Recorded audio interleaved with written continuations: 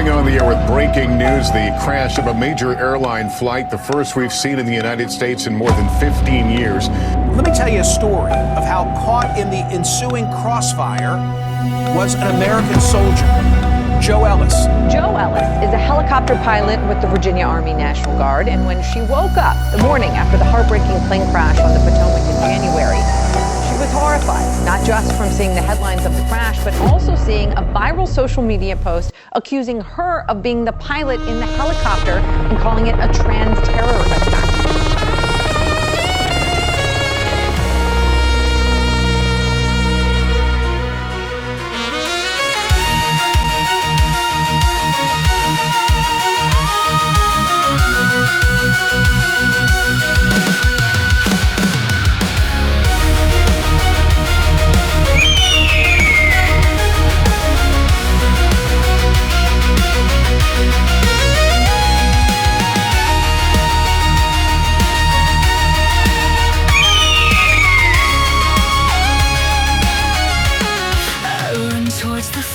Check 1, 2, check 1, 2. Yeah, but no, that's crazy about you being at Fort Monroe. Yeah. Like that. Yeah, I wasn't like stationed there, but that was closest to where I was living. Mm-hmm. So I would go there for like ID cards and stuff. So when you're in the National Guard, you use a lot of active duty like services. But you use it as if someone who just lives nearby, not someone who's actually assigned to that location. Okay. So when you join the Guard, they have to, you have to be slotted in a job. It's not like the active duty where you join and then they might move you around or figure you out. Like you have to have a position you're going into already. Mm-hmm. And so when I joined, I knew I was going to be a helicopter mechanic, and I was going to be out of the Sandston Armory, which is near the airport in Richmond.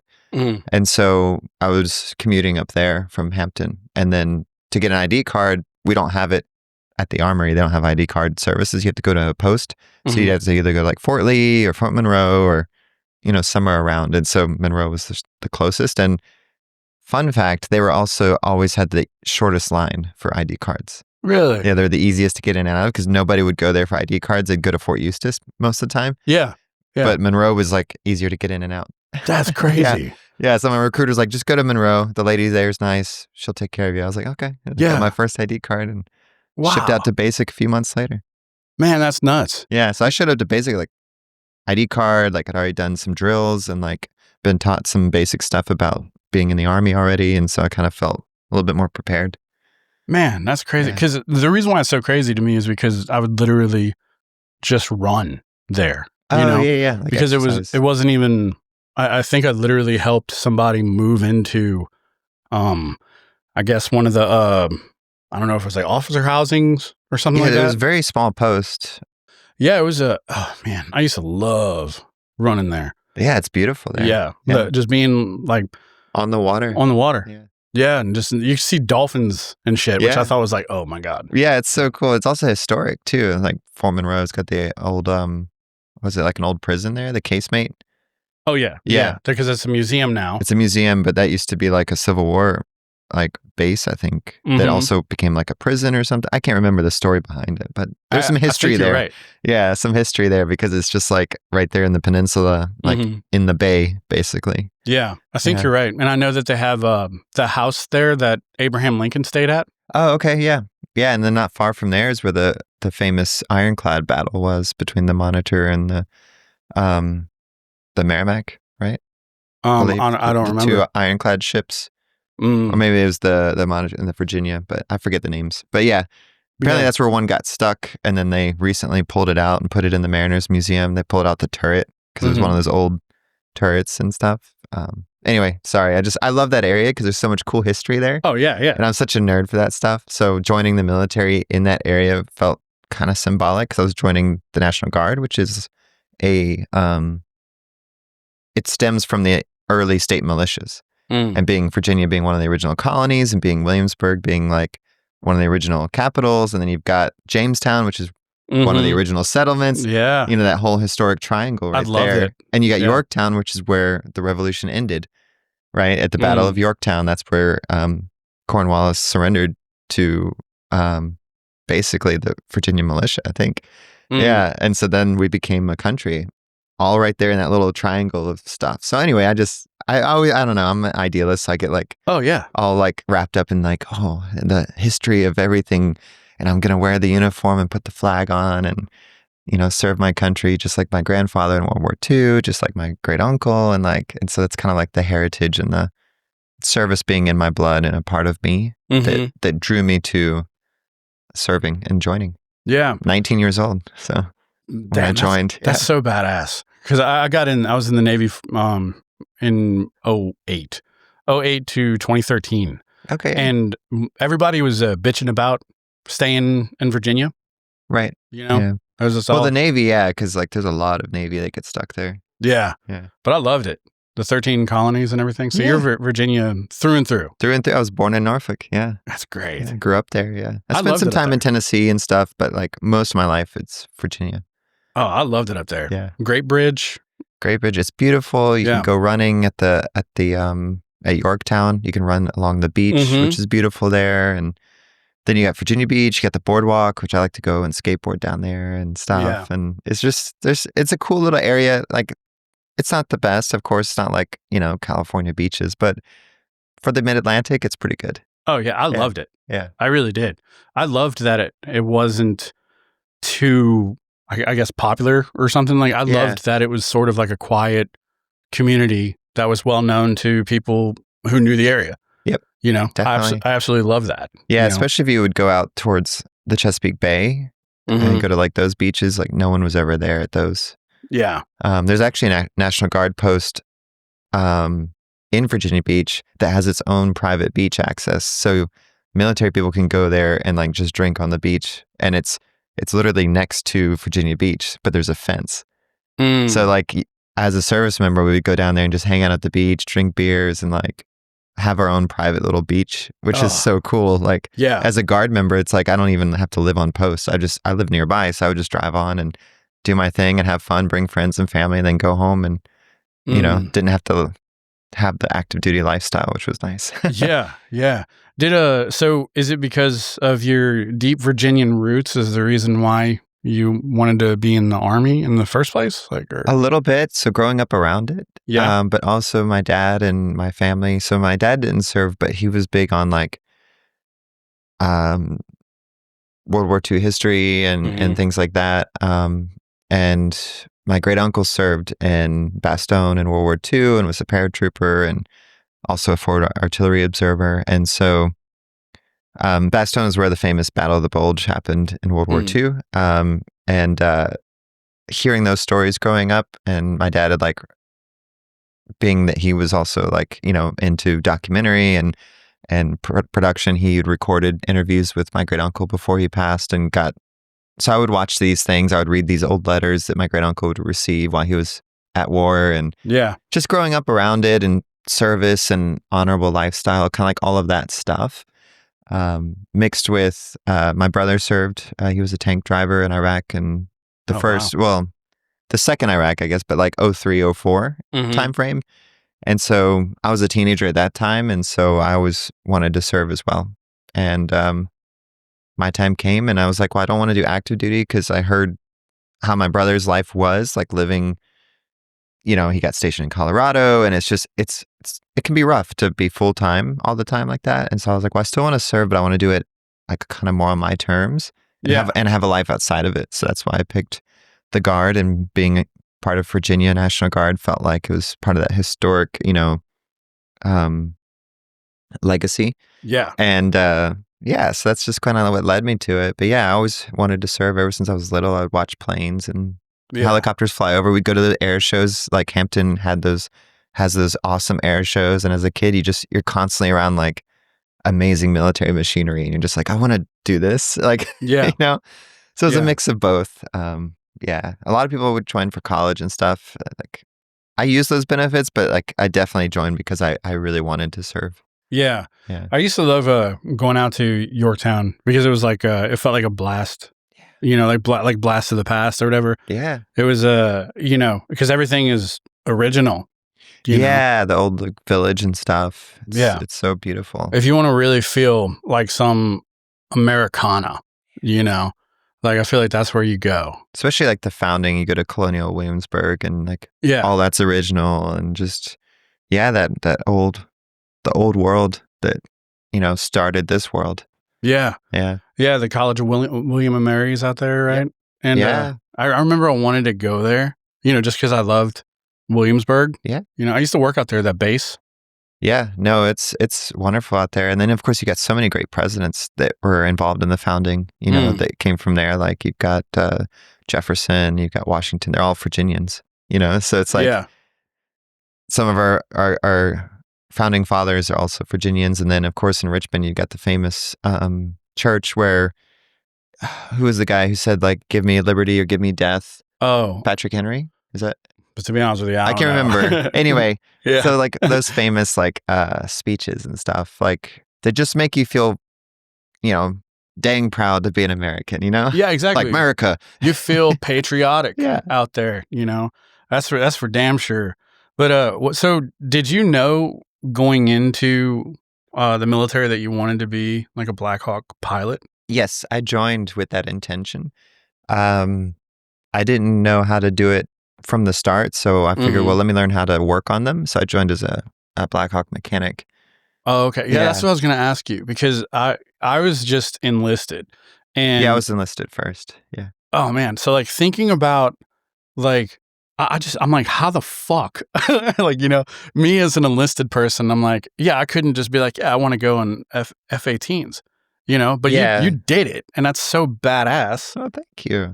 Like it's tough. It's hard. It's hard to go fighter pilot. So like obviously the Army doesn't have jets, but even in the Navy, like they don't have the warrant officer corps, and so they don't have that like technical expert track from enlisted to officer that the Army has. In the Navy, you have to like come in commissioned, right? Or you have to go to the academy, or like if you're in the Air Force, like. I think the Air Force actually recently just brought back warrants. But anyway, the Army had this unique thing because of like Vietnam era and stuff where they needed a lot of pilots for air cavalry, where they needed a way that they could have these specialized pilots basically be born out of the enlisted crew. So like that was the way of becoming a pilot in the Army. So if you're enlisted, you can apply to become a warrant officer, and as long as you're not too old and you meet the requirements, you can go in, right? So you kind of that's what you were doing. You were beelined right to that. You knew your whole like shooting for it, yeah. But I joined as a mechanic, and I immediately went to Iraq in 2011 as a mechanic, and doubled as a door gunner. So I was a crew member, and I would sit behind the pilots and man the machine gun that would point out the door. On a Black Hawk. On a Black Hawk, yeah. Fucking badass. 8 hours a day, like ring routes, flying around and staring at sand. And what was like your first flight like? Oh, my first flight was so much fun. It was like they called it a morale flight. So they would bring all the mechanics and just put them in the back and fly you around. And so that was like, I was just so excited. We were at Fort Bragg doing some training, and that's where I got to do my first ride along, basically. Man. And I was like hooked. And so when they said we're looking for volunteers to be door gunners, I was like, me? Yeah. Like, I want to go, put me in, coach, like, yeah. So I was so excited. So you learn how to like work the machine gun, you learn how to like dismount it and convert it into an infantry version, which you can do. You can take the butterfly grips off, put the stock on, and then you can basically run with it if you need to, like if you crash and you need to use the machine gun. Motherfucker. Yeah. And it's a 240, which has replaced the M60. So it shoots a 7.62 by, now they're going to kill me for this, by 50? 7.62 by 50 millimeter, I think. Wow. I think. Man. Yeah. Oh, and pardon me for like kind of fangirling over. You see, I like helos. And yeah, they're fun. When I was in the Navy, I worked with a P3 squadron, and then I was with F-18s. And I was AZ because I'm colorblind. So I was, what that means is basically I was aviation admin. Oh, okay. Yeah. And ultimately, like, I just became like a librarian, right? And that's like literally what my job was. I was a librarian, and it wasn't so bad, it wasn't so bad. But I've always like loved helos. And I always said that if I went in, I think they had like HSL 42 in Virginia Beach, and I don't know the kind of helicopters that is. But yeah, one of my good friends who's still in my unit, she came from the Navy. She was a UH-60 Sierra pilot. oh, okay. So she transferred into the Guard from the Navy. So she probably knows exactly what units and everything you're talking about because she was big in the Navy helo world until she came to us. But yeah, some of our best pilots are Navy helicopter pilots that come over to the dirty Army. I try to. Because they have to be deck qualled. They have to do so much more considerations with mission planning because they're constantly flying over water, like large bodies of water where you can't just land somewhere, you know? Whereas Army, we typically fly over land. So unless we're stationed or assigned somewhere near a large body of water, we don't drill a lot of that type of training. So, you know, it's cool having those perspectives come in of someone who's always used to flying with a life preserver on. Yeah. And it's like, why would we wear a life preserver? Like, we're never over water. Wow. And so it's just cool. But yeah, really skilled, really good at power management and stuff. And so you learn some really neat stuff from those pilots. So yeah, her name is Kaylee Scott. So shout out to Kaylee. Love her. Yeah. Hey, Kaylee. Yeah. Yeah, no, that's so cool to hear a different perspective on that. I guess being brought up in the Navy, you kind of just think that, oh, that's just how you do it. But with you talking about that right now, I'm just like, oh yeah, I guess I didn't even think about the water thing. Yeah, you know? yeah, because you guys are flying, you know, people to and from ships and stuff with those Blackhawks, and it's like that's what we're doing is we're flying infantry grunts into fields and dropping them off and leaving. You know, it's very different mission. You know, moving forces forward basically. Whereas the Navy uses they do search and rescue. They do so many other things with their Blackhawks. You know, over water. Yeah. Yeah. That's fucking crazy. But you also did that. You also did SEER school, right? SEER school, yeah. So SEER school, yeah, you don't learn how to do search and rescue. You learn how to be the one who's being searched and rescued.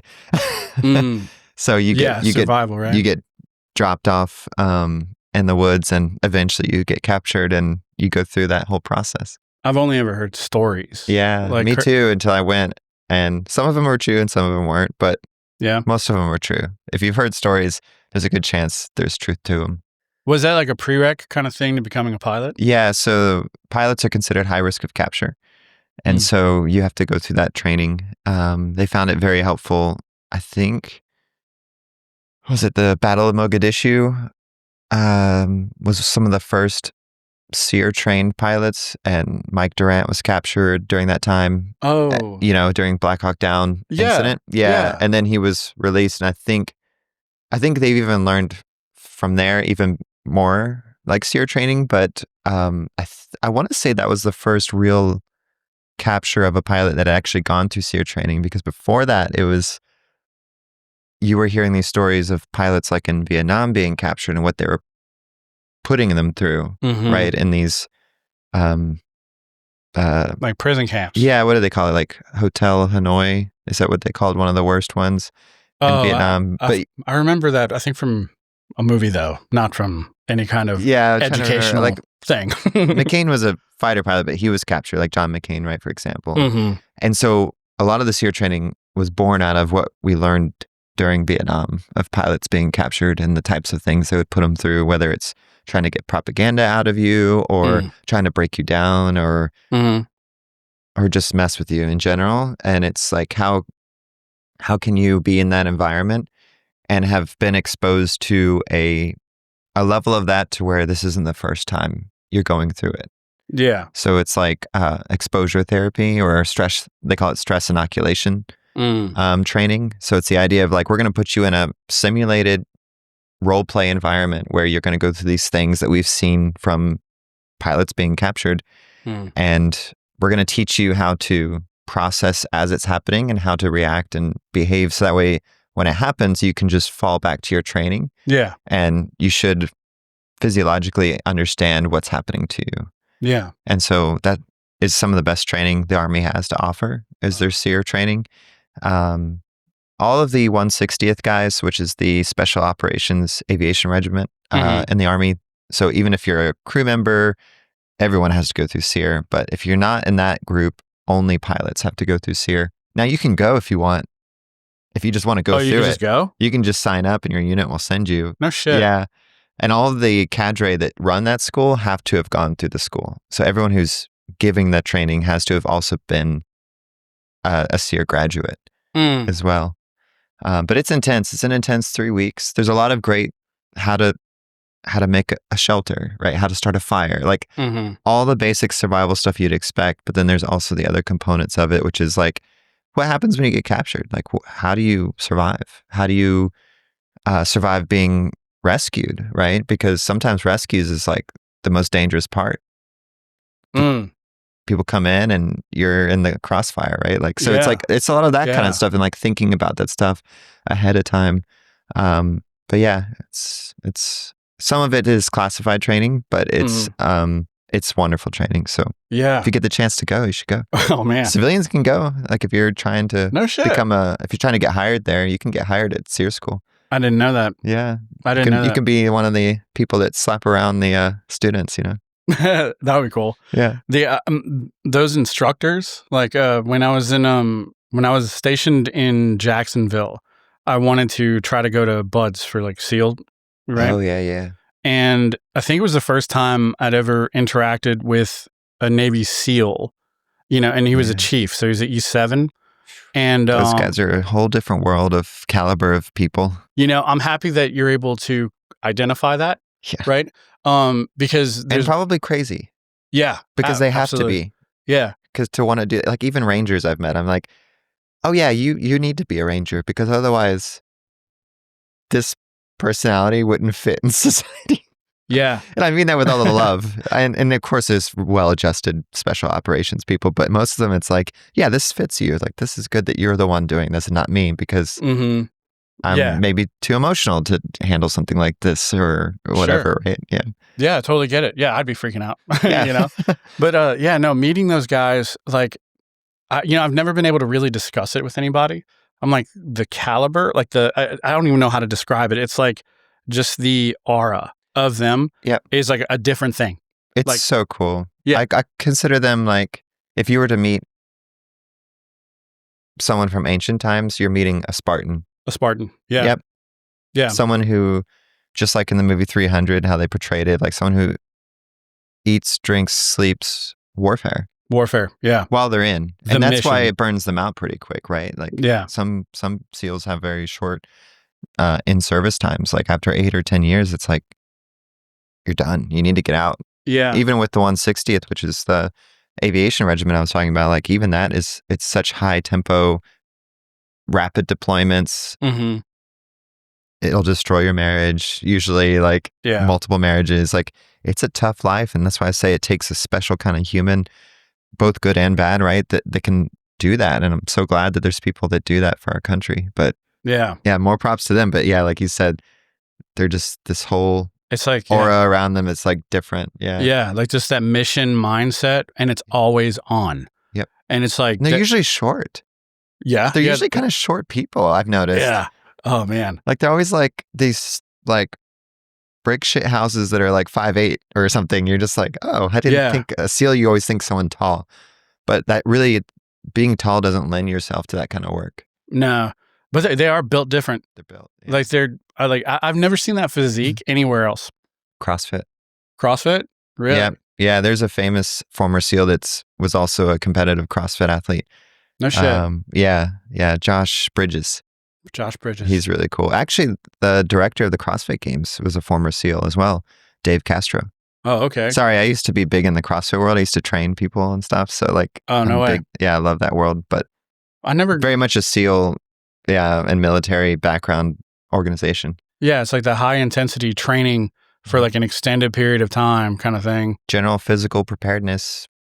I could put you anywhere and you would fare better than most people that are specialized in a certain athletic endeavor. And that's the idea, is like building superhumans. So of course the SEALs love that training. Oh yeah. Yeah. Man, when I was, I just got a taste of it. I didn't pursue it heavily, but like when I was a firefighter, that was like CrossFit was incredibly helpful for that kind of thing because it's all heavy work, you know? High intensity, functional fitness. Yeah. And a lot of technique. Yeah. You know, it's like because like you're big and strong and shit like that, if you don't know the proper technique to do it, you're just going to gas out. Yeah, it's about being efficient with your movements. Very. Right? And so like, how can you move this load in the most efficient way? and learning how to do that with your body. It's a great, I think it's one of the best training methodologies that have been put out. Do you still train like that? Yeah. No shit. Yeah, I go to the Onnit gym. Well, it's called Correct Fitness now, but I've been going to that gym near the airport here because it's like open gym. You can sign up so you can go in and just do your own thing, but they have all the CrossFit-esque. They have a lot of High Rocks stuff there too, which is similar to CrossFit in a lot of ways. Pardon my ignorance, but like, what does a CrossFit gym look like? Because I'm usually, well, originally they were usually like industrial, dusty garages, and it's like you've got squat racks, you've got pull-up bars, you've got Olympic rings hanging from the ceiling, you've got maybe a turf area to do like sled work or speed work. Trying to think what that else literally would it normally... sounds like a fire station. Yeah, well, firefighters, police officers, military were some of the early adopters. I didn't know that. Of CrossFit, yeah. Wow. I was born in Santa Cruz. Yeah, that's where CrossFit started. So you've been big in like this whole time kind of deal? Like, yeah, since like 2016. No shit. Yeah. Fuck, you probably like fucking break my house down. That's awesome. I can deadlift like 415, I think, was my last good deadlift. Jeez. Yeah. Man, the little bit of... That's how I take all the medals and trophies. I have to be fit. Yeah. So I can steal all the women's trophies, right? Fucking right. Get them. That's good. That's funny. That's really funny. I was like, dude, maybe I can go get an Olympic medal. I don't know. all kidding aside, trans women typically have an advantage in women's sports, and that's my position on it, which usually rubs trans people the wrong way. Really? Well, I guess more of the ideological trans people. A lot of older trans people usually acknowledge it, but the younger crew want to say, there's no advantage. But just wanted to put that out there since we were talking about stealing trophies. Yeah. Because I think it's an issue. Like, yeah. Yeah. So, how is it an issue? Like, or like, not really how is it, but why is it an issue?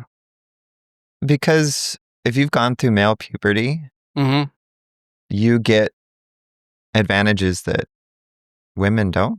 So, like physical strength kind of thing. You get bone density, shoulders are broader, lungs are bigger. Like, there's women that are 6'1", but they're very rare. Yeah. There's a lot of men that are 6'1", right? So it's like, like when they try to compare, but also just imagine, I like to put it this way, imagine a woman around the age of 13 started taking performance-enhancing drugs.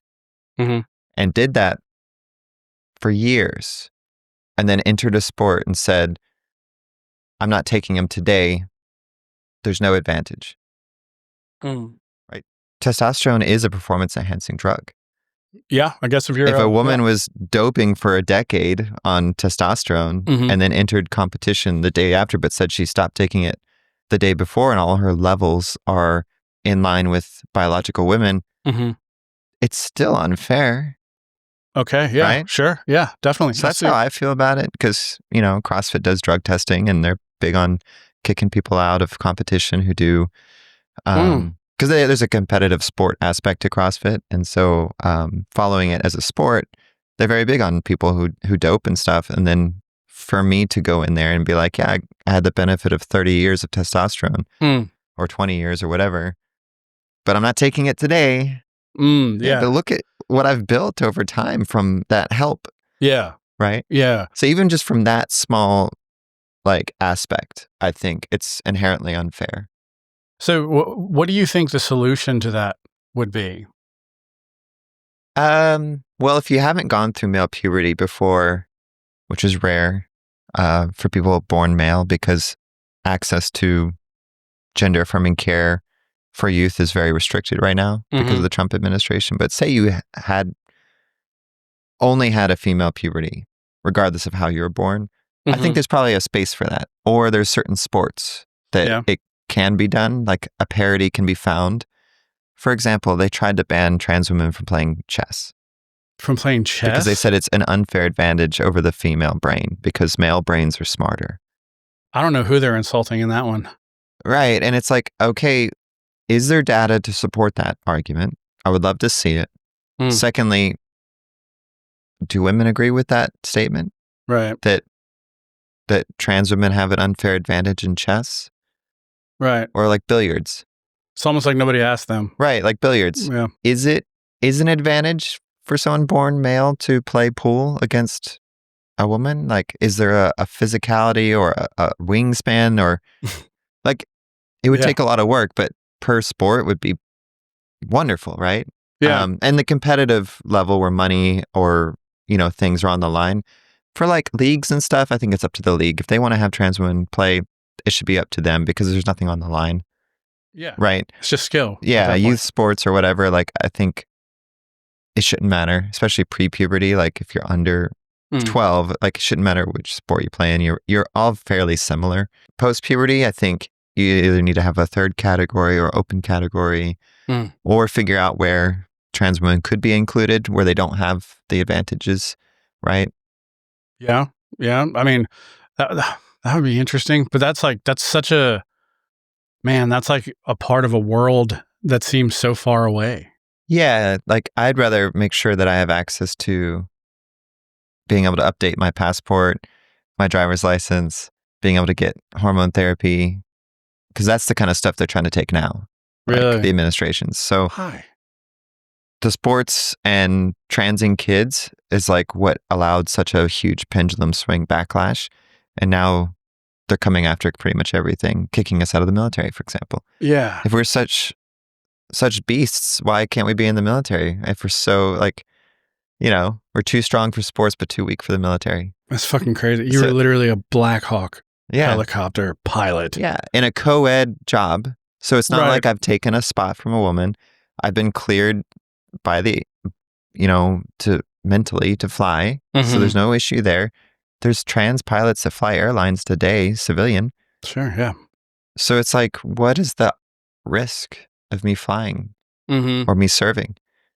Yeah. I could see. I'm deployable. I take pills. So it's like, just like people on blood pressure medicine deploy, I can just put a year's supply in my pocket and go. I don't need anything special. Like I'm pre-op. So like I don't have certain complications that might arise from having like bottom surgery or transgender surgeries that other people might have. So I think there's a place for some of us that meet the kind of like mission requirements. And if you don't meet them, sure, like we shouldn't be able to serve because we don't meet it. But there's some of us that do. And it should be case by case because that's how it was. It was case by case. And then Trump came in and changed it. So, yeah, it's just crazy. Is there like a area of perspective that you see the point in, or is it just all like crazy? For military?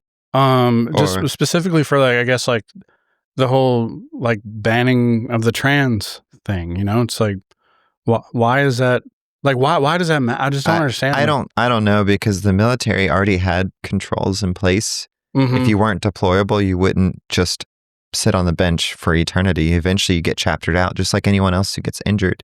And so, like I said, there's a place for us in the military. As long as we meet the requirements and we meet the job, it shouldn't matter. Just like women in the military, as long as they can meet the requirements, they should be able to do whatever job a man can do. If they can't meet the standard, then they can't meet the standard, just like some men can't meet the standard. Yeah. And, one thing that Secretary Hegseth did say was he was all about meritocracy, and I agree. But when you categorically deny an entire group of people the ability to participate, it's not a meritocracy anymore. Yeah. That is crazy. And I completely see your argument because, well, on the subject of like earlier when we mentioned technique, right? There was little female firefighters that would outwork me. You know what I mean? Like like sure they probably weren't as strong as me, but their technique was like far superior. They adapted. They adapted. Yeah.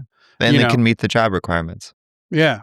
So it's like, so I'm just like, okay, so I just don't understand, like why, like once again, just like, why is it a big deal? You know what I mean? I don't know. Former secretaries have said that there's a place for us in the military. Former generals, lots of people have said that there's a way to integrate us. Not all of us, right? but there is a way to integrate some of us.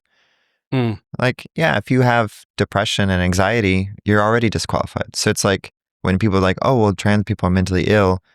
It's like, well, transition is a form of treatment to that mental illness. Mm-hmm. And so if you're asymptomatic and you're adjusted and you're healthy and all of that stuff, how's that any different than a soldier who has PTSD and recovers from it? Right. Yeah. Right? Like, Because that's actually what I was kind of thinking too, because I was like, I kind of had this discussion with my therapist because I've always had a sort of identity crisis. And granted, I am straight and everything like that, but I don't understand how they can validate that kind of mental illness and then invalidate, someone who's trans and not transitioned, like someone who just feels like they're not untreated. Yeah. There's a lot of untreated mental illness in the military. Yeah, right. So they told me under the Biden administration, they said, we're changing it. You can serve openly, you can get treatment.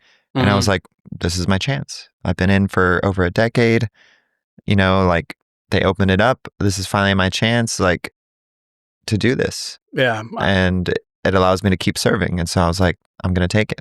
I know I sound like a broken record, but I'm just like, God, the amount of just in like personal investment and the amount like that the government taxpayer investment. And yeah, exactly. $1 million.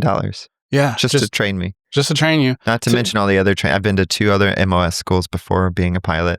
Yeah. Plus everything else. Like, yeah. And all you're trying to do is just accomplish a dream. Just serve. And serve. I have a servant heart. I want to serve. Right. And it's like, you can do it. I can. You could do the job. Well, they made the mistake by kicking out thousands of us because now there's a whole army of military trained trans activists.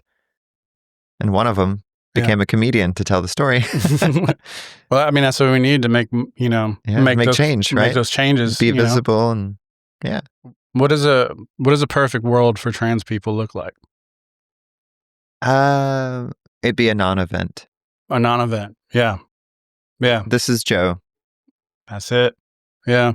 That kind of reminds me of, I saw this thing when I was scrolling Instagram, Morgan Freeman, like people were talking about him like being black.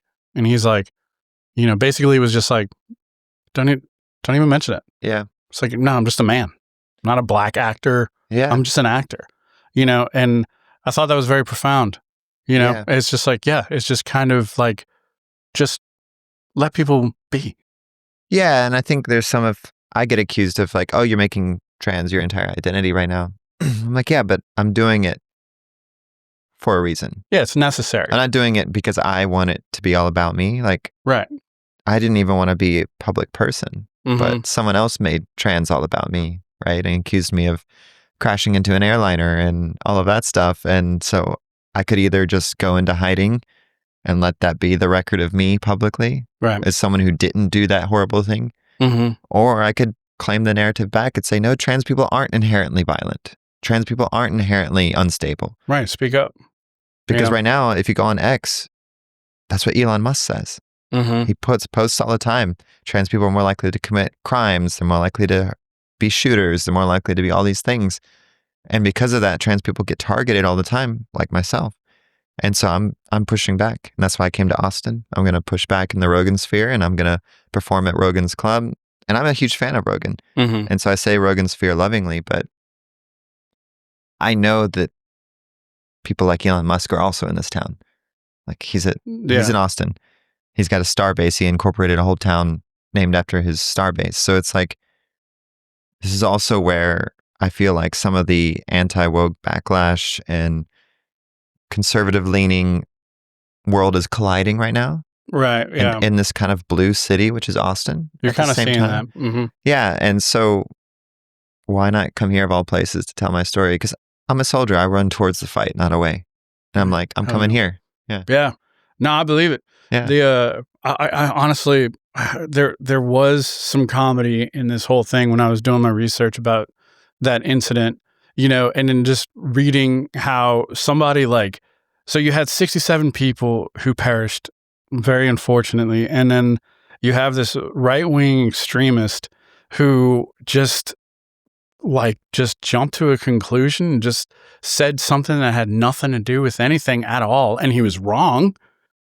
Him and a lot of other people, including Ann Coulter and InfoWars, a whole bunch of people. I think Alex Jones at one point had shared the rumor. All my best friends. Right? Millions of fucking people were on that bandwagon overnight. And it started and it festered on X because of the loosening of controls on X by Elon Musk to say wild stuff.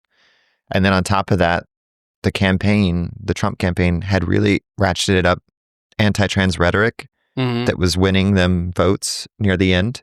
And this was like November. So by the time January came around and inauguration happened, that platform was just, fertile to blame trans people. And right before me, even every time something happened, if you go on that platform, they're like, oh, this is probably the type of person that did it. And it was always a picture of a trans person.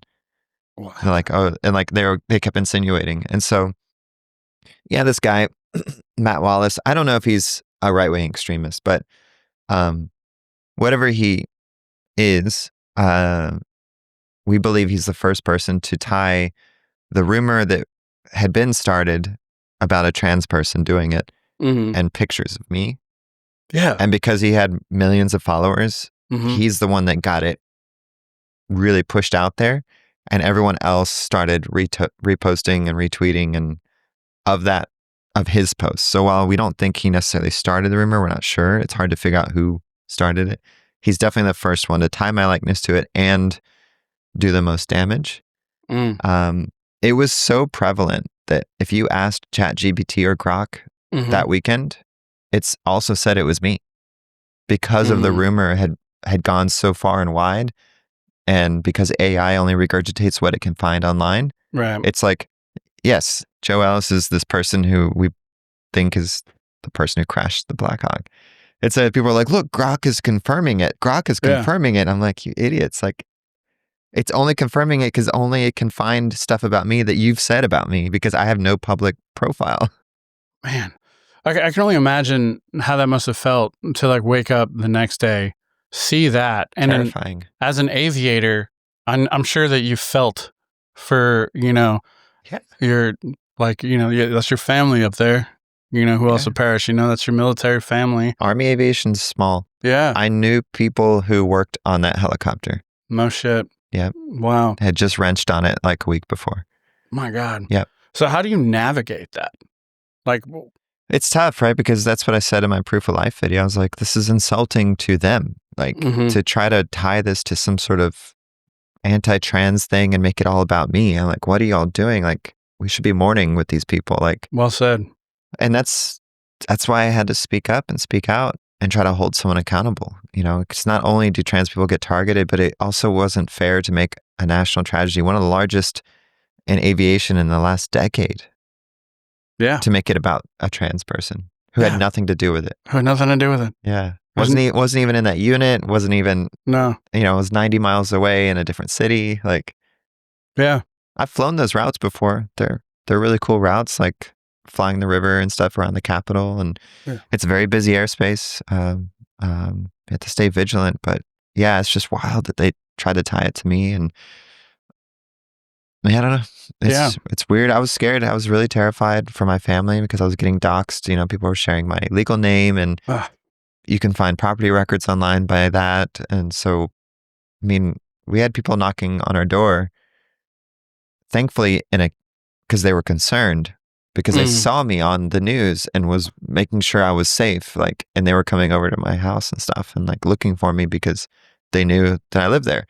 It's like, so very scary. Yeah. So thankfully my private, my job, my civilian job, which is full-time, I do IT, they hired private security for me that weekend because I couldn't afford it, but they hired someone to look after us. And we kind of fled to different locations that weekend. And just, my wife, who's now my ex-wife, went to her friend's house, and my daughter, who's a teenager, she went to another friend's house, and I went to someone's house, so that way we weren't even in the same place. Very military mindset of like, disperse. Like, if someone tracks me, at least they won't have this. Like, we will all be in separate locations. SEER school. Yeah. I mean, I went into soldier mode. I'm like, I'm under threat right now. What do I do? Man. Pack my bags. Don't give them more propaganda by saying something wrong on CNN the next morning when I talk about it. Like, dispel the rumor as best as you can. Try not to, make it worse. Not to fan the flames by making it about me. Like, just stop it. It wasn't me, basically, is what I said. Yeah, just try to be the bigger person. Yeah. And yeah, a moment ago when you said you don't know that Matt Wallace is a right-wing extremist, I don't know either. I'm not very political. Right. So just to throw that out there. But I guess I get like passionate with it because like one, you're also a veteran, Sure. And so it's like I feel for you and I feel for the things that have happened to you. And it's just I mean, I can't even fathom that. Like, and I think it's testament to your character that you were able to, keep your family safe, keep yourself safe, and then, you said a moment ago that you run towards the fight, you know what I mean? And it's like, yeah, of course you're a Black Hawk helicopter pilot, that's fucking badass, That's my values, right? Like, yeah. I can't not. Once the dust settled, it was like a few days later, I reached out to an organization and said, do you know anyone who's interested in taking this up as a defamation case? Yeah. Because I wanted to fight back. So like, how is that going? Good. It's going good. Yeah. And which is great because I feel like this is also kind of giving, I feel like, it's giving strength to trans people to speak out, to be strong. Do you feel that way? I hope so. Like, I want to hold someone accountable, not only, like I said, for the victims of the crash and stuff, but also for trans people being targeted. Like, people saying these things online about us.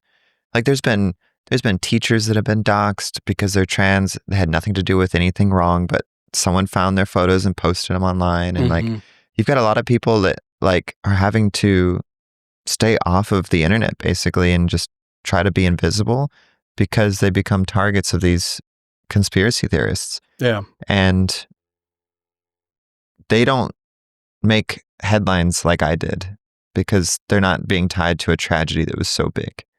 Right. And they have no recourse because there's no way they can afford a defamation case because they're very expensive. They take years to get through and the likelihood of winning is so low in defamation. And so what do? They have to move. Like, they have to like disappear and like, they might lose their job because of the backlash they're getting just for being who they are, even though they're not doing anything wrong. And so I wanted to fight for them too. Yeah. What's the logical like next step from here? Because this is still ongoing, isn't it? Yeah. So it's still ongoing. They tried to get it dismissed, but it just, I guess I met the standard of to allow it to move forward. Because with defamation law, it's interesting. Like, some states have anti-slap laws, which is basically, if I understand it correctly, could be wrong, but if I was Joe Rogan, right, and someone made up a conspiracy about me, I'm already a very public person, right? And so those defamation cases typically get thrown out because it's really hard to like prove it actually caused damage to someone. Yeah. And I think where my case is very viable is that I didn't have a Twitter. I had no real public life. I was a very private individual that am now forced to be public just to fight it back. Right. And I can't return to the life I had before. That's insane. Did you ever think that it was going to get to this magnitude? No. I remember like I was so happy in 2024 because I'd come out, I'd gotten through a lot and like figured it out with my family and stuff. And I was like, 2025 is gonna be great. I'll be flying my helicopter and I'll just be like living my best life and a quiet life. Right. And then January came and like everything changed. I was getting discharged. I was being blamed for a tragedy. And now I'm filing a lawsuit that made national headlines. That's great. Yeah. Yeah. I found like news stories about you in France. Yep. I was like, dude, what the fuck? Like there was a moment actually that I remember in like kind of the research that I was doing about, like our discussion and everything. Like there was a moment that I was like, dude, like I'm just a little podcast here. Like I don't know if I could handle this. And then I was like, you know what? Fuck it. You're a comedian. Yeah. You know? I was on German television. They came out and recorded me like talking about it and stuff, and they aired it on in all the German speaking nations. Literally overnight. Yeah. Literally It's overnight. Wild. Yeah. It's just wild. Like the New York Times multiple times. It's just like I saw that and Wired and The Guardian. Yeah, Guardian, all of them. Yeah, all of them. Military.com. And I haven't made a dime from any of this. It's cost me money. All this has cost me money because I've had to take time off work. Yeah. I've had to, the stress of it, the stress of not only fighting back, but the stress of that weekend. Yeah. Like did lasting damage to me. Like, Jesus. It's been hard to fly like airplanes like since then because I'm just the stress of it. And now, of course, with the lawsuit, it's just, I don't like going up in the air when I'm conflicted. Yeah. You know, like, and it's just not worth it to me to go on a joyride, you know, in an airplane right now. So I stopped flying. I was flying for leisure privately and I stopped flying. I've, you know, doubled my therapy sessions for a while. Like it's a lot because the backlash you get every time you get a headline pop as a trans person is a lot of support, but also a lot of hate. Yeah. And that weekend, especially when they found out I was alive and I was someone they didn't like, that's when all of the crazy stuff really came after me. And so like the crash rumor itself wasn't that big of a deal in the sense of I'm alive, so therefore I wasn't involved. And everyone I tell that's fairly like sane is like, yeah, but you're alive. Why was that even a big issue? And it's like, no, you don't understand. Because I'm a trans person. Right. It now tied me to a lot of people absolutely hating the fact that I was still alive. Yeah. Oh, God. And then they found out I'm converting to Judaism. And that added to the conspiracies of I was like, hell yeah. I know, right? It's just like, well, you know, I like collecting identities that people hate, but you know, it's just wild. Like I get equal trans to Jew hate now. Like sometimes I get more Jew hate now than I do trans hate. It's just anything. Which is just wild because it's the left, people on the left that will do that stuff, like the, you know, very free Palestine 20-year-olds on TikTok. They'll be like, oh, it's great that you're trans, but like, what's with the necklace? And I'll be wearing like my Star of David in the video. I'm like, what is? Yeah. Who cares, dude? I have nothing to do with the Israeli government. I'm like, I'm going to like a local synagogue in Virginia. Do you think I have anything to do with Israeli politics or the war in Gaza? Right. Regardless of how I feel personally about it. But it's like, I have nothing to do with that. Man, it just, God, it's crazy. It's like you go and you get into the military and then you literally, you join the army to be all you can be. And you do that. Yeah. And more ways than one. And then it becomes fodder. Yeah. You know, it's like, oh, it's so crazy. Yeah. It's like they're just like, how could this person do that? How could this person accomplish these things? And it's like, you were just being you. Right. Yeah. Because I posted the video saying I'm alive. It's not me that morning. And then I had people immediately in my DMs, I can't wait to spit on your grave. Jesus. People like, you should be dead. I had people sending me cartoons of trans people hanging themselves saying, it would be a shame if this happened to you, but you're likely to do it. And you're part of the 42% that are more likely to commit suicide because you're trans. And of course, my retort to that one is, I'm a combat veteran, a trans person, and now a stand-up comedian. I'm damn lucky I haven't killed myself already. Because like, those are three things that like, you know, high risk of suicide. Yeah, the highest. But you keep on walking, you know?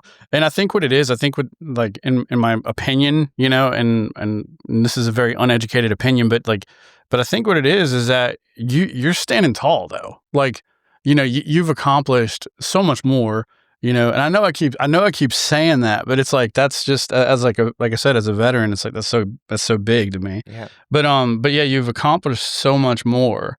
And then I think they fear that. Well, of course. Right. So like the military trained me well. Yeah. I'm ready to take this on. Right. Like, but not only that, like personal development to come to terms with transition took years of me doing everything else possible, thinking that would fix it. Yeah. Like, what if I just became the most mentally tough person? What if I became the most religious Christian? What if I house and family and achieved and degrees and became a pilot? Like all these things while I wanted to do them, were also secretly kind of like, maybe this will, I ran out of things to accomplish and it didn't go away. And part of that journey was not only CrossFit and getting very fit, but also like mental toughness and reading books by like David Goggins and reading books by like Jocko Willink and, like all the books about mental toughness and being badasses. Yeah. And so also like stoicism, like I really admire like the idea of like the obstacle being the way. Like when things come to you that are difficult, you can either, you can't control what comes to you, but you can control how you respond. Your ability to respond to trials and tribulations is also your responsibility, which is a fun wordplay. So like ability to respond is your responsibility. Right? And so how do you want to go out on your feet or on your knees? It's like all those, I'm such an idealist. Like the movie Gladiator speaks to me in so many ways right now with doing comedy of like,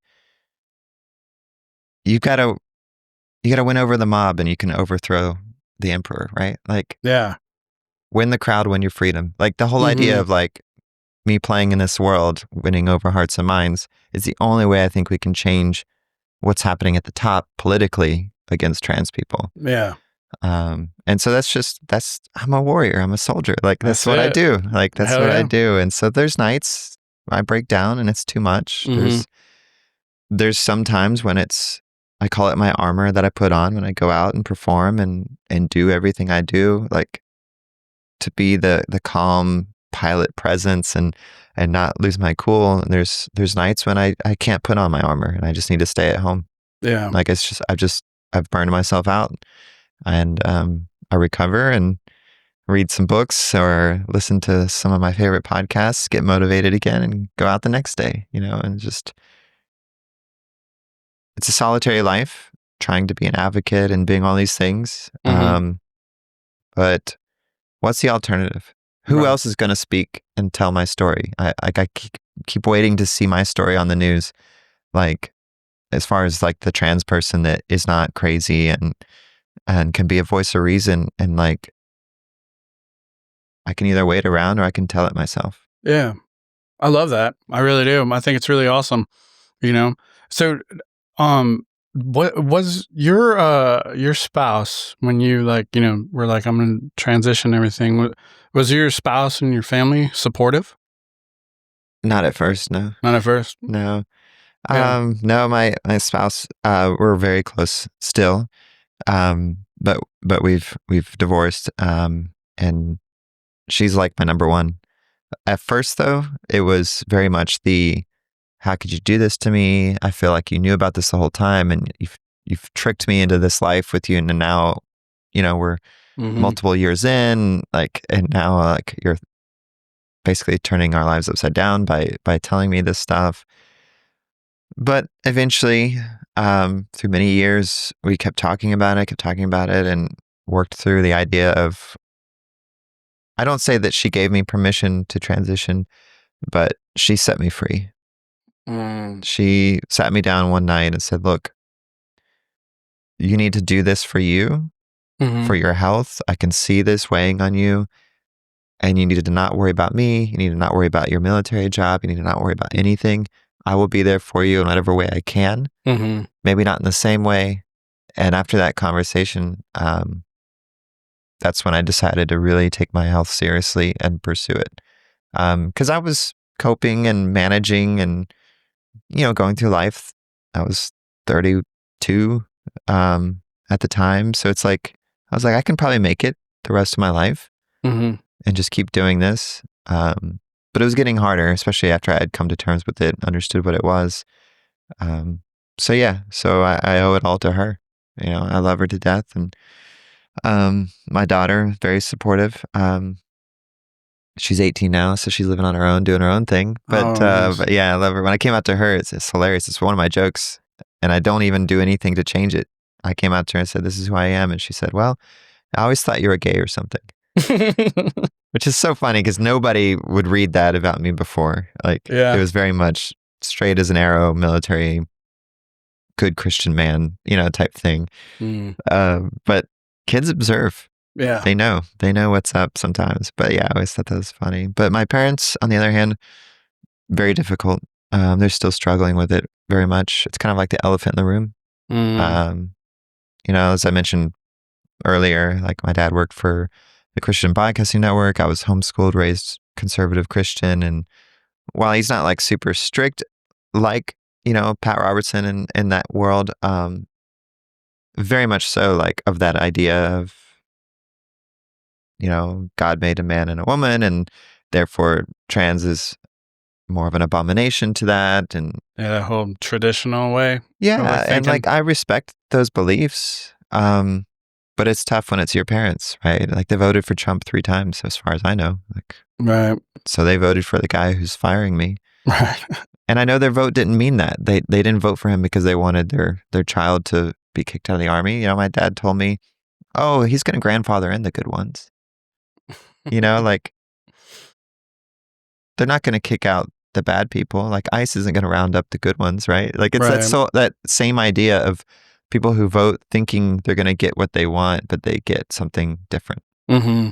And so I don't fault them. I mean, I did warn them about, hey, if this guy gets elected, he probably will institute some sort of ban in the military because he's talked about it. Mm-hmm. But they seem to think that even that it was better to vote for him than to vote for the other person. Mm. Which is tough. It's tough. Like, but I come from that world, so I feel like I'm a good bridge because I still speak to them, and I know I can't come in there screaming pronouns at them and browbeating them and playing that game. And that's not me anyway, but like those are the ways you have to converse with these people to win them over. Yeah. Or to at least move them more towards you. Maybe not win them over, but at least see the humanity in the trans experience. Yeah, sort of like not swimming against the current kind of deal. Yeah. I'm kind of going with the flow. They get an unlimited pass. They can call me he, and yeah, my legal name, which I haven't changed, but like my male name, I don't mind. I love them. They're my parents. They gave me so much. So while I would love to have their support, I don't need it. Yeah. Yeah. Do you so you do have a close support system, Yeah, my ex-wife is my number one, and then my daughter, of course, and then a few really close friends. A lot of people came out of the woodwork when I transitioned that they were my friends before, but they became even better friends afterwards. Yeah. They tell me that they saw someone come alive, which is crazy to hear that from people you've known for years. Like, oh, I wasn't living to my potential. Like I wasn't as fully alive as I could have been all these years. Yeah. Even my ex-wife says that. She's like, this fits you. Like you're so in your element now. Like, yeah. I always thought you were kind of like a little awkward about things and like this and that. And yeah, it was me masking, like trying to fit the stereotype of a dude and trying to behave like one. And this is just so much more easier to be just who I am, Yeah. Did you know that and like all your life kind of deal? I didn't know that it meant I was trans or anything. I just thought it meant I was fucked up. That you were fucked up? Is that because of your religious? Yeah, because, well, God wouldn't make me that way. So this must be something I'm doing, right? This must be something wrong with me. And it goes back to that. I spun it in a positive way for success and accomplishment. But that drive, that obsession of needing to achieve things, thinking, yeah, I need to be the ultimate man, and that will fix these weird feelings and these like very envious of women and how I just kind of wish I was one, but that's a terrible thought, and that means I'm that means that I'm a bad person somehow, and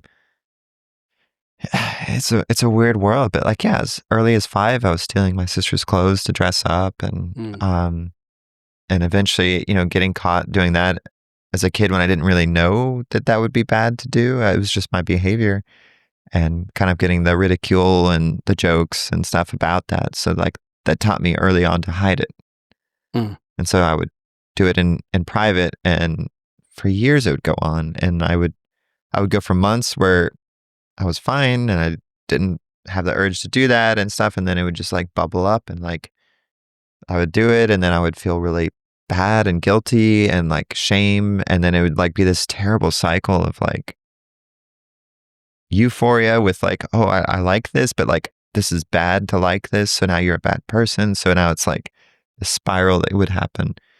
And so, yeah, it was tough to, because like in the 90s and 2000s, like if you did see anything trans related, like it was always a terrible representation in the media. Yeah. You know, it was like the sex worker or the joke in Ace Ventura. And I like trans jokes, like, but some of that stuff as a kid, or like the serial killer in Silence of the Lambs, like someone who wears women's skin. It's like, which is not a trans person at all, but it's like, that's the only example you can find of anyone doing any kind of gender bending. And so you're just like, well, I'm not that. So what is this? Because I'm not that person. I'm not a sex worker. I'm not a serial killer. Like, so what is this then? And then you find out later that there's this whole other world of people who, since the beginning of time, what we call now gender dysphoria. And it's something in the brain, and I believe it's a mental illness, and treatment, there's a lot of ways to treat it. One way is transition, and that's the way I ultimately had to treat it. Was there ever a time that you like either met someone or just somebody that you could just let it out to and just be like, I've been feeling this way all my life and I don't know? Like, was there ever a time in your life where it was like that, or it was just like all of a sudden you just had an epiphany and I had an epiphany in SEER school. An epiphany? In SEER school. What did that look like? Well, I was very tired, very hungry. I was locked in a box, and you're in there for hours. And a box is more like a closet.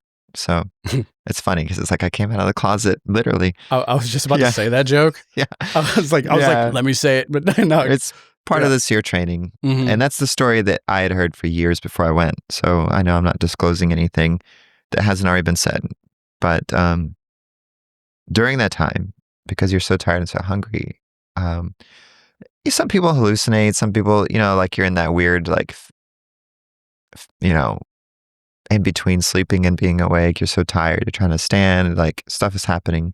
So you're not quite sure what's going on sometimes mentally, but it's a lot. And I just had this wave of images and memories come through, and things happened that just like, it wasn't a voice, but it was, if it was a voice, this is what the voice would have said. This means you're trans, right? And I didn't know anything about trans people or anything, but it just kept saying like, this like means like you're this person who was born a man and transitions to a woman, and like, that all of these behaviors, all these things, that's what it means. And so scared to death by that, got through training, got out of there. And then a few weeks later, it was still just on my mind. I'm like, what? Like, is that true? Like, is that possible? Like that's what all this means? And of course, deep down, I kind of knew it did. Like it was the only thing that explained all the behaviors and symptoms growing up. And so I went to see a therapist. I said, what does all this mean? And she's like, well, there's this thing in the, diagnostic manual for psychological things. It's called gender dysphoria. Here's the symptoms. And she named it. And I was like, oh, that sounds exactly like my life. There you go. I just didn't have the words for it. Oh man, so yeah, it's wild of all places to have that kind of bubble up. But I think it's because I didn't have any strength to put up justifications or guardrails to say, no, it's not that, and push it away. I was just so exhausted. I just kind of let it pour in. Yeah. And in the past, I'd done like psychological, like questionnaire intakes for the Army, like after deployments and stuff. Oh yeah. And there was always one question on there, and it's like, have you ever wished you were the opposite sex? And I would always stop on that question and just like sit there with it, like, yes, but like, I don't want to say yes because that means I'm broken, right? That means something's wrong. And so there had been little clues along the way of my life, but I would never want to face it because I didn't want to admit that I was what I thought, which I was a bad person. I was like mentally screwed up and broken. the more we talk about it, what I've tried to find to do is like I try to find a way to like commiserate with you, like from my own life, you know. Sure. And then you know, another reason why like I feel for you is because I'm like, man, I don't think I've ever experienced anything like that, you know. And it's like, man, I don't know, I can't really. But I'm also like, that really shows once again, just like you're fucking Black Hawk helicopter pilot, you know, like just how badass it is that you figured it out. You figure like while in flight school, like in a fucking closet. Still had an above 90 average when I graduated while dealing with that.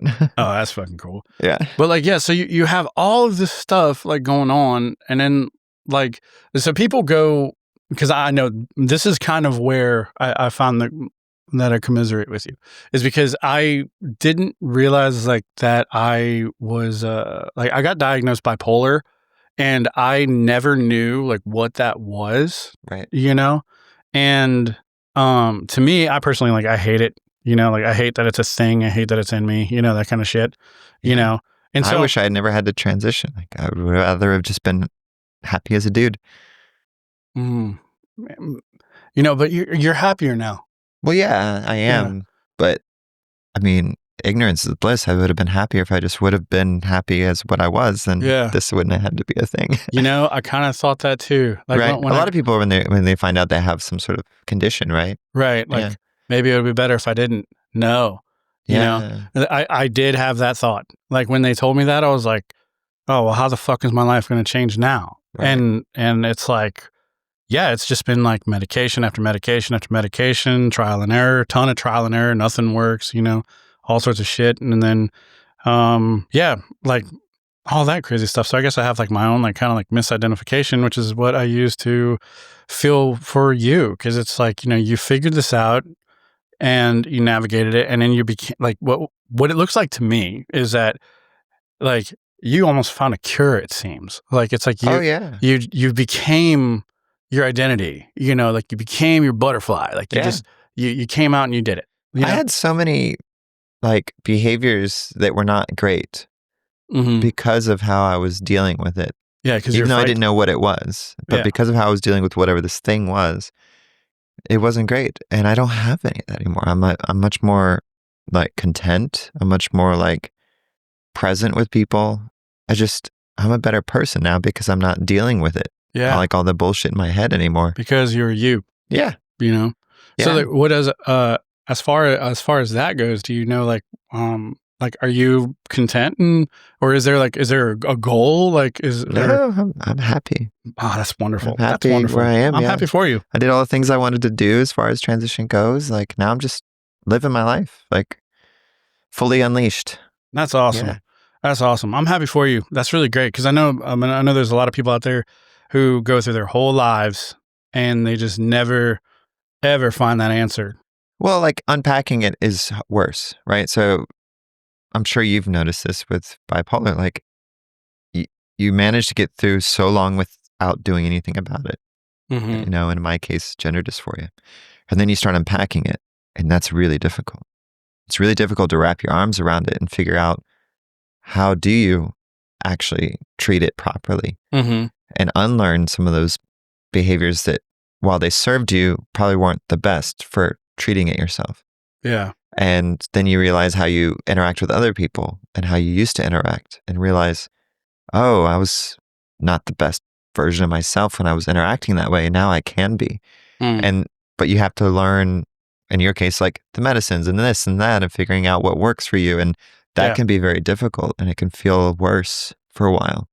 But then once you get it, I don't know about bipolar, but for my case, once I got it to where I wanted it to be, now it is so much better than before. That's great. But I would rather just not have had gender dysphoria.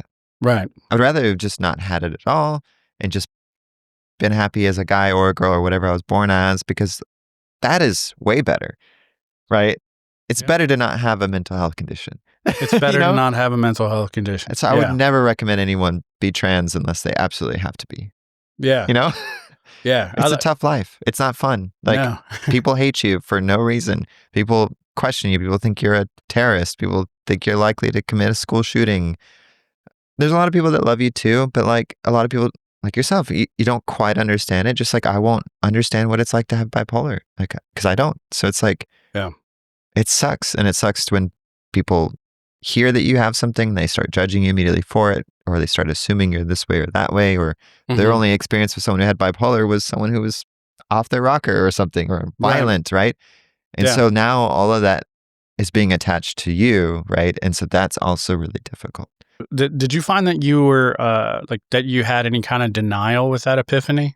Oh, of course. I was like, there's no way. Yeah, you were fighting yourself. Yeah, I fought it for years after that. Really? Like I didn't start transition until I had the epiphany in 2021. I didn't start transition until 2023. So the end of it. So what was it like going all in like that? Like most things, baby steps. Start out slow. You start with hormones. See how that feels. Get adjusted to them. Okay, yes, I do like the changes that are happening. This feels really nice, actually. Okay, what else? Well, maybe I'll get some clothing and start dressing a certain way at home. Okay, that's nice. Maybe I'll be brave enough to go out in public and try that out and step outside dressed in femme and just baby step after baby step. And thank God my wife is there for me and was there for me every step of the way and took me to places my first times dressed out. So that way I felt that I wasn't alone, but I felt very comfortable with her being there, because something about being someone who's clearly beginning transition, very much looking like a man in women's clothing. Something about having a woman with you, people tend to, I think, be a little bit more graceful for you. Yeah, versus being by yourself or being with men that way. Yeah. It's like, oh, like there's a woman endorsing this person, basically. And so it really, and obviously being my best friend. And it wasn't easy for her to see her husband start changing and doing these things and looking this way. But I give her so many props for being brave enough to go out in public with me. And at first she wanted to have nothing to do with it. She didn't want to go out and be with me. She's like, you do that on your own. That's all your thing. But eventually she came around. And I did go out a few times by myself too. But as soon as she got on board and really started supporting me, that's when I really came alive and made a lot of progress. So having this support system is so huge. Yeah. And that's really awesome.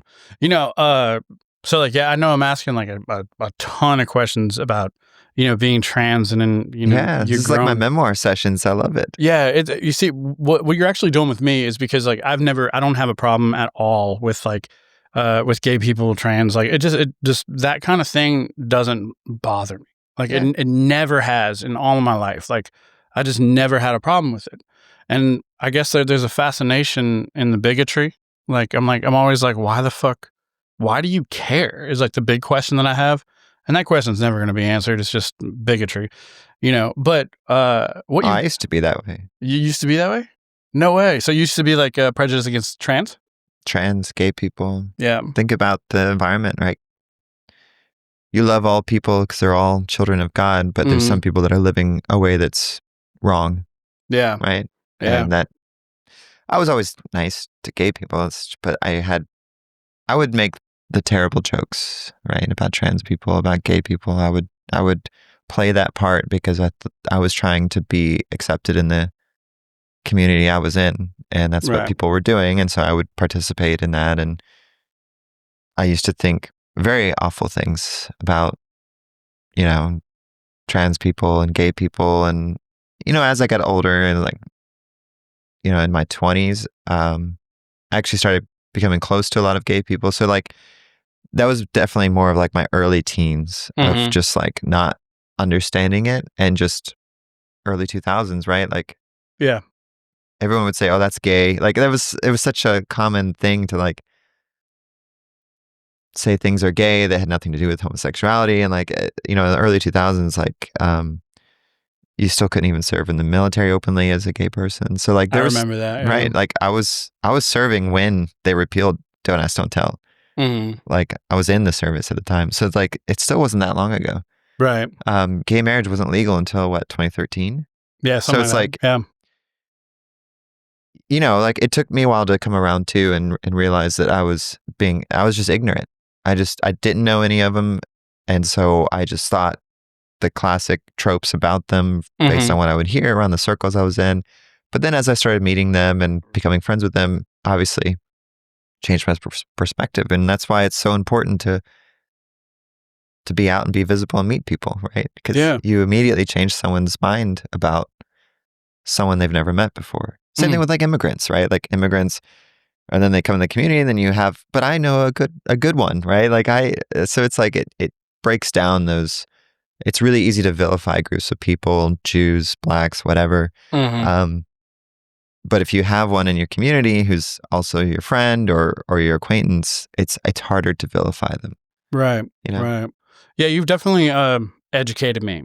I'm not like I mean, I could say I'm ignorant, but I'm not prejudiced.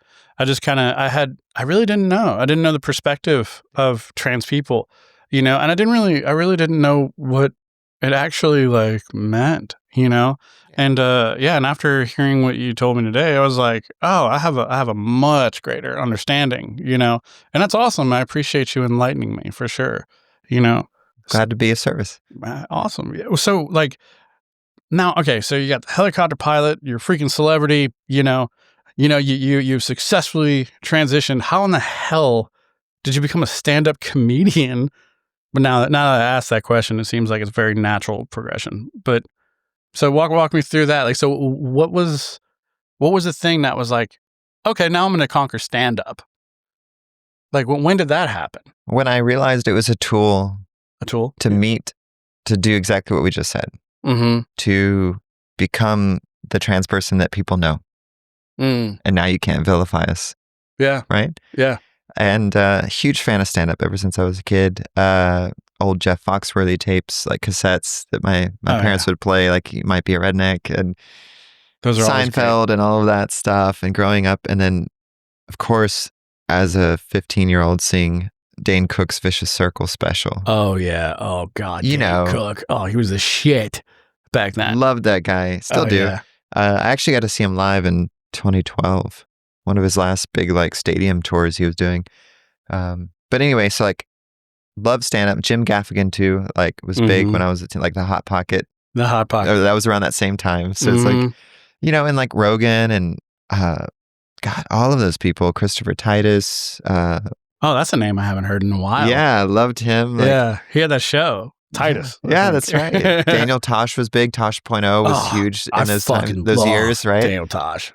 Man. So love all those guys and girls like Rachel Feinstein and just everybody, Elijah Schlesinger, Amy Schumer, Sarah Silverman, like all those people.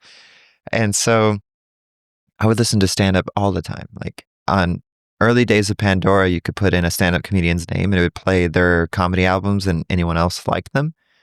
And it was always ad-free, whereas everything else on Pandora had ads, which probably tells you comedians weren't getting paid. But yeah, but I would fall asleep to it. I would put it under my pillow. Like I'd have my iPhone 3 or whatever, right? Like, or whenever Pandora was coming out, and I would play Pandora app, and I would put a sleep timer on. I would put Dane Cook radio, and that would play Dane Cook, Daniel Tosh, Hannibal Buress. It would play all these people that were like in that genre of comedy, I guess. Yeah. Louis C.K., Mark Norman, early Mark Norman, early Bill Burr, early John Mulaney. And like, I would literally lay my head on the pillow and smile and laugh as I fell asleep every night. That's awesome. And it just, when podcasting came around, I loved listening to comedians' podcasts and hearing all the inside baseball about how it works and how the sausage is made and stuff. And just Joe Rogan Experience, of course, huge for the last, 10 years or whatever, listening and just... Yeah, he's pretty quintessential. Yeah, just all of it. And just love it. Mike Birbiglia's podcast, where he breaks down jokes, called Working It Out. It's so good. Oh, yeah. And so I'd kind of, just because I loved it, been educating myself on comedy, like in a passive way, just as a fan of the art form. And when the crash rumor happened and the ban happened, I got invited to do The Daily Show with Jordan Klepper. And the fucking Daily Show. It was me and 3 other trans military people. And we did a panel where we dispelled trans military myths. Yeah. And because I spent all day on the set with Jordan, my love for comedy came out in side conversation with him. Like, oh, did you get started at UCB or where'd you get started at? Like, oh, Chicago. And I was always a huge SNL fan too growing up. Oh yeah. Like early Steve Martin, like Wild and Crazy Guys, like, because my dad loved him and stuff. And so like, I'm just like nerding out with this guy about comedy. And it kind of lit a little bit of a fire because I was like, oh, I would love to be in show business if I hadn't been all these other things I became. And the producer there, Stacy, she was like, oh, Rodney Dangerfield was a late bloomer. It's never too late. And I was like, yeah, he was old as I'm fuck. like, yeah, right. And I was just kind of like, I don't know about that. And so then I got invited to do a panel to talk about the lawsuit to a bunch of left-wing like donors and queer people, very prestigious place in Laguna Beach, and first trip to California. So far I love it. Laguna Beach is awesome. Oh, never been. Yeah, Never been. yeah, it was really cool. But I went there and there was a comedian hosting the event. Her name is Dana Goldberg, and really funny, very outspoken advocate, lesbian, I believe. Really cool person, New York person. And so I pulled her to the side. I'm like, hey, I've told this crash rumor and the lawsuit story like a million times to so many people. I'm about to go up and tell it again. I kind of want to like put some humor in there and like, you know, kind of capture this crowd. And like, I love jokes and stuff, but I've never tried to tell a joke before. And so I just kind of talked to her about it. And she kind of just gave me encouragement and said, yeah, give it a shot. Like, just if you bomb, you bomb. And so I threw in a couple little jokes here and there as I was telling this very serious story, which is how I usually talk to people anyway. Like, humor is my levity. And so I got big laughs, you know, in that room. And at one point I had people cheering because I said that we need more liberal gun owners. And a room full of many people who've probably never owned a gun before were like, yeah, like clapping for you. I was just like, oh, I like this. I like this power. I like this power because I just influenced a whole group of people. Yeah. Yeah. And I was like, And so on that flight home from California, I wrote my first 5 minutes.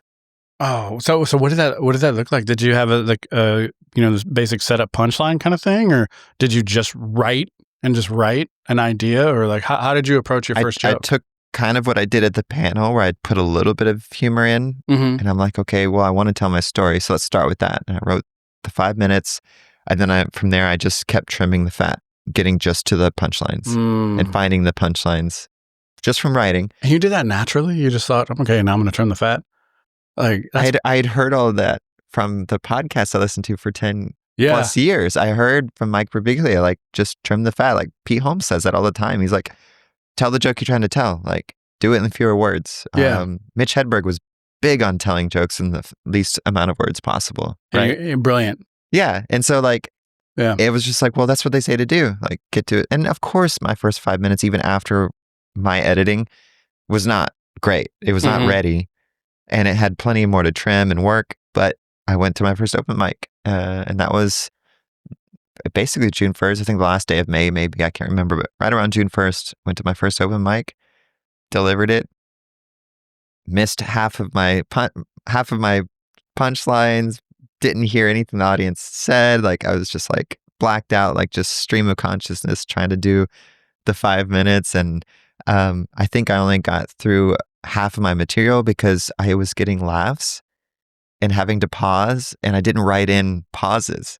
Oh, wow. Like, when I would practice and time myself before the first open mic, I was timing myself to make sure I was like, right at 5 minutes. And I didn't think that there would be laughs. So I didn't write the material with the spacing for it. So I ran out of time.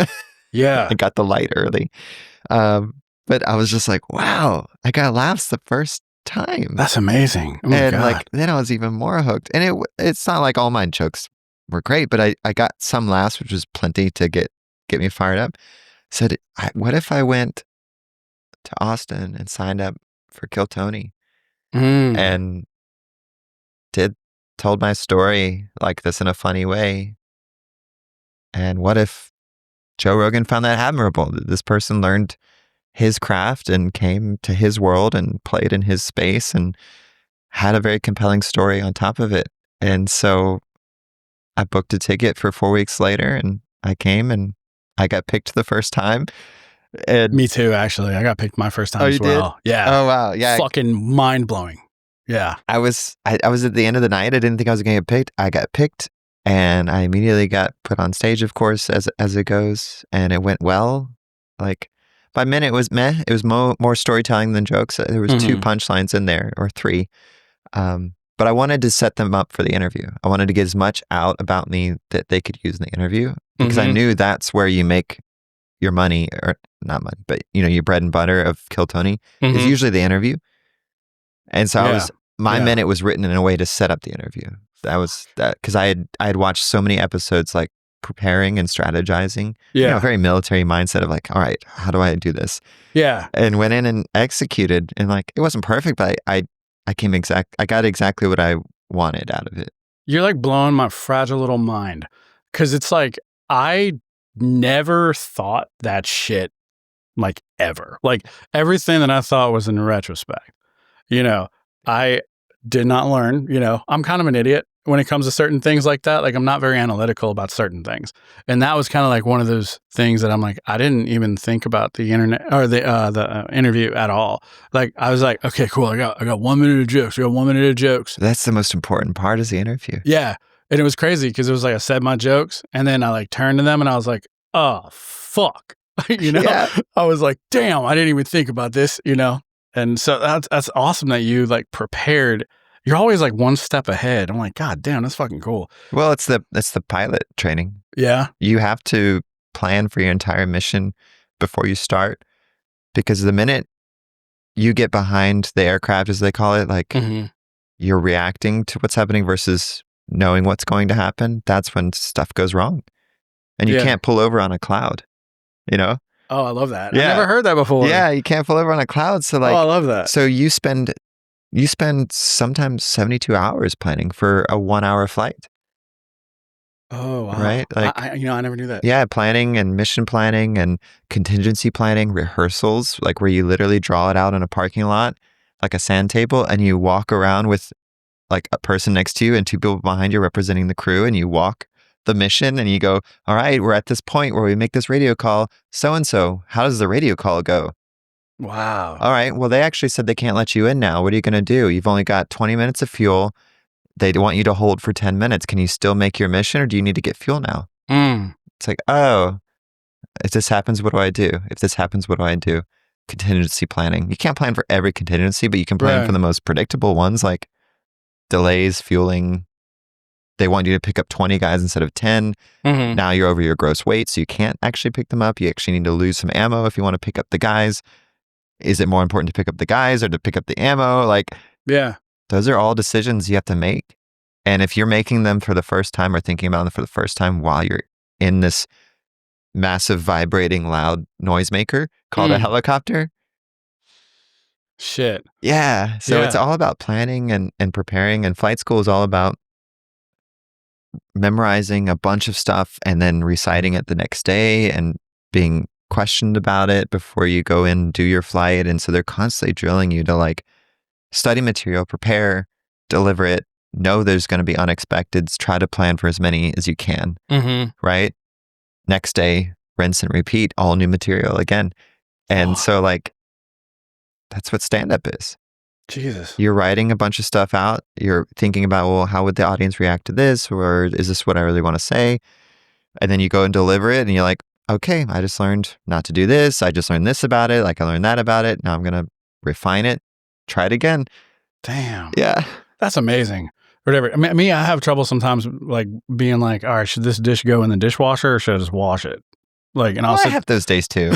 Like I have those days too. Yeah. You can't live that way. Like you can apply it, but there's days that you have to turn it all off. I live that way. Because you obsess over like planning. Yeah. But yeah, no, I'm like I treated it like an operation. I called it Operation Conservative PSYOP.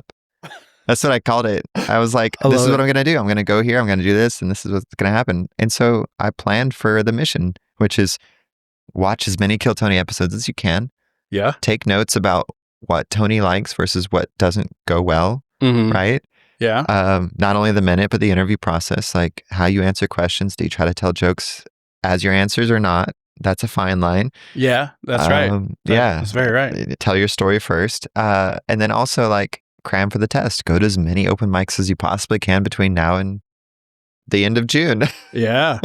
Yeah. Oh my gosh. How did all that pay off? Like, did you feel like it went Paid off went as well? best as I could.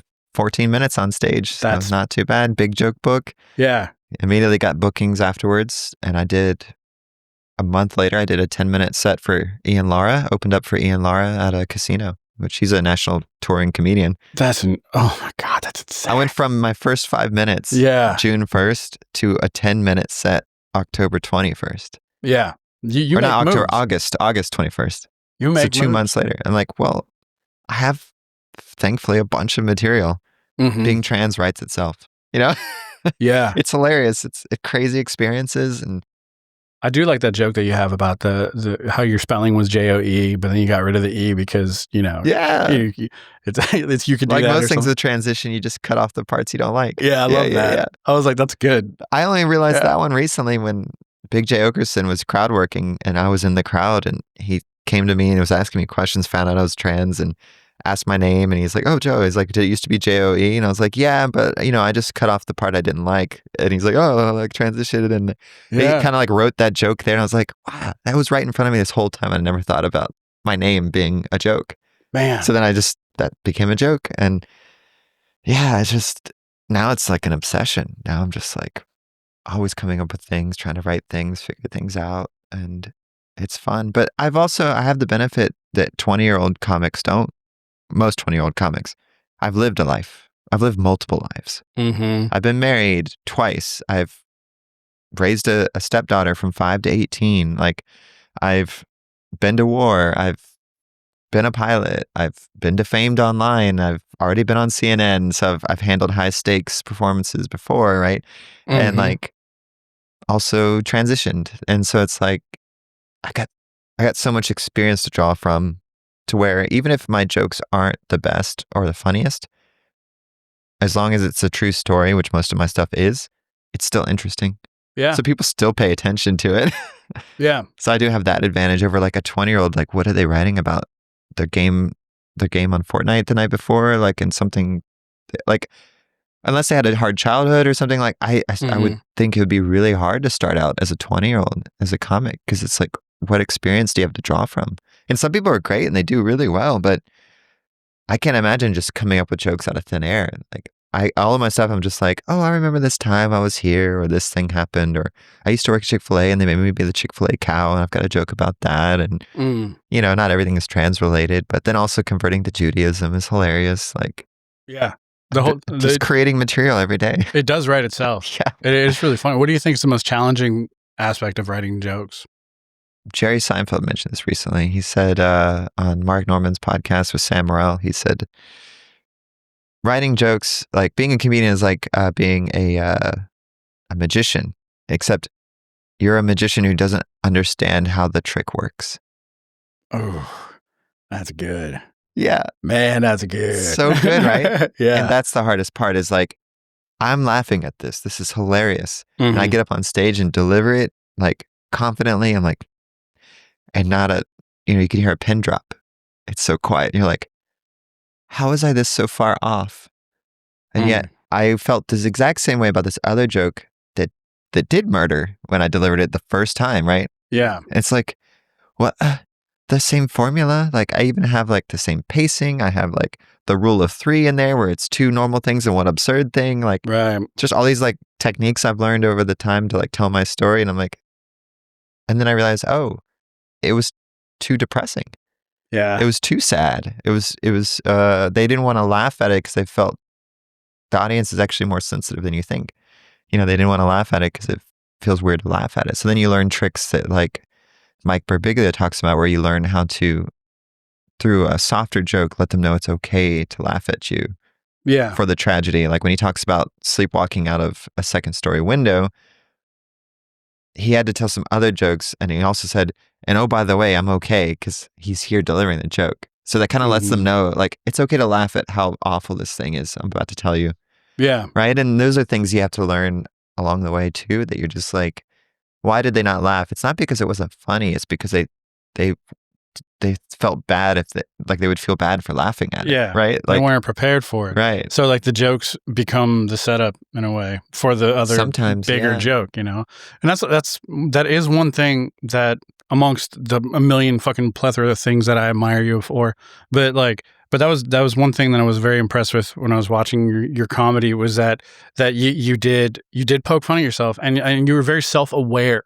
Like there was nothing that made it seem like that, like, you know, everybody is on the joke and that's okay. And I was like, that's why you got some good laughs along with some good jokes. I was like, man, that's really good how you orchestrated that. Cause I could see it, you know? Oh, thank you. Yeah. As a comedian, I could see it. I know what you're doing. Like me, I'm like, there's also a little bit of a social commentary in those jokes too, in the layers, especially my gun jokes. Yeah. If you think about those, it's like, oh, you're saying like 4 things at the same time. Yeah, there's a lot to unpack. But but yeah, no, but it's really good, you know, like me, I was talking to my brother and I was like, it was kind of like we were just kind of having like a silent moment about it because like basically, you know, we got into comedy together and I was like, you know what, dude, I think I'm coming to terms with something. He's like, what's that? And I was like, I don't know what the fuck a punchline is. I was like, I've written jokes, and then when I look back at it, I'm like, it's just tag after tag after tag after tag after tag. Oh, yeah, yeah. You know? Or like a lot of great premises that are funny, but not enough to get a laugh. Right. Yeah. Yeah. I've had that too. Yeah. And it just doesn't like, it doesn't come full circle. It's it's almost like they're like, okay, what's the point? It's like you're just saying a bunch of funny shit that doesn't really lead anywhere. And so I was like, man, I'm like, I've got to relearn, you know, like how to write these jokes. And so, yeah, when I was watching your stuff, I was like, man, you make it look effortless. Thank you. Yeah. I don't know how, like, I always like very much appreciate when I tell people I've been doing it for 6 months and they're like, oh, I thought you've been doing it for years, or like they always give me compliments. I love that. But at the same time, it's like, I'm still making rookie mistakes. I still don't know, should I look at this person for the entire joke or just the punchline? Or am I making them uncomfortable? Like performance aspects, I still don't know. And there's still joke writing things that I know I'm leaving things on the table that I could go deeper on some of these jokes, but instead I keep going wider. And I'm like, why don't I just zero in? They're already laughing. Why not get more laughs out of this versus just moving on to the next thing that is not related or whatever. And so there's a lot of that you can just obsess and geek out over. You know, it's just crazy how much you can just. It's crazy. Like Seinfeld was saying, it's a magic trick, and you don't quite understand how your trick is working. It's a really intimidating art form. It's like I think I was telling Kimberly actually.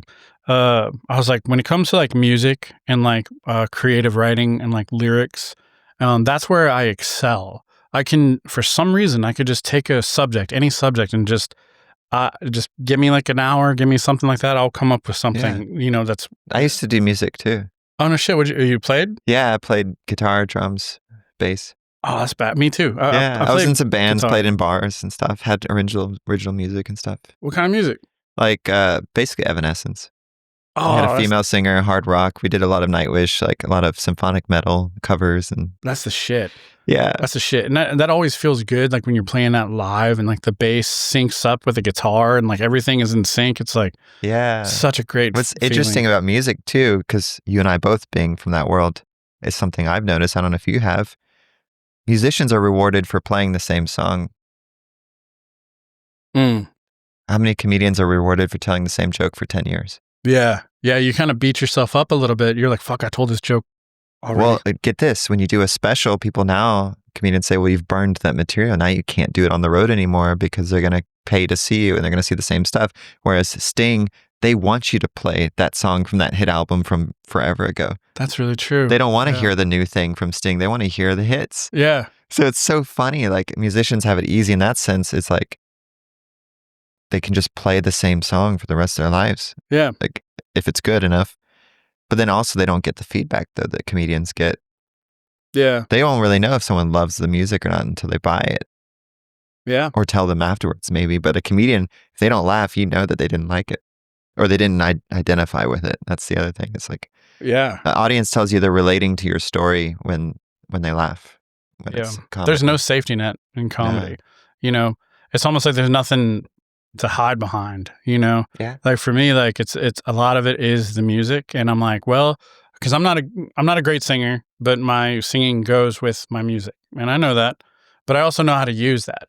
There you go. You know? Yeah. And so I will use that, you know, to impress, to play. Actually, I played on Kill Tony. Oh, no way. Yeah, I just did the whole thing where they were like, "Is there anything else about you?" And I said, Oh, yeah. "I'm a musician." I'm intimidated to do that because I know I can't out solo Mike Gonzalez, but Man, I can play the drums well. yeah, I cannot do some crazy awesome solo. You know, it's just like I never learned that when I was teaching myself drums. I learned how to play the songs the bands needed. yeah, There was never any songs that had a 1 or 2 minute drum solo in them that we learned, you know? yeah. That was always the guitarist that would solo. And I could solo as a guitarist, but not. You could solo? I could, yeah, when I was good. I could improv, but I'm so rusty now, I can't. I never could do solo, but I can do like crazy things rhythmically. Oh, yeah. Yeah. Like syncopation. Yeah, I just fucking I loved it. Like just kind of like these like polyrhythms and things like that. Like, yeah, definitely. you know, I have two different things going on at one time, and just like I kind of developed my own kind of sort of picking with it, which also accented it. And it just, you know, I was like, man, I just, when it comes to music, I'm like, yeah, I'm going to whip something out. It's going to be awesome. Yeah. You know, but comedy is like, this is, I think the reason why I keep going back to it is because of how challenging it is. It is challenging. And I also think sometimes musicians have an advantage going into comedy because they're used to not hearing anything. So they're okay in the silence. Mm-hmm. And bombing is when the audience is writing your jokes for you. Like that's when you learn what needs to be changed. And so some comedians, I think, are very much afraid of a bomb, so much to the point where they can't sit there for 5 seconds and sit in it. They have to acknowledge it, which I feel like is the first step towards making the audience feel stupid, Right. which I absolutely hate. And I don't understand why so many will do that. Like, especially like open micers will just be like, oh, y'all didn't think that was funny. And then like, you're not a great crowd. And it's like, well, now you're telling them they're basically dumb for paying their money and spending their time to sit there. Yeah. Like, you idiot, you didn't think that was funny. It's like, what are you doing? Like, just perform.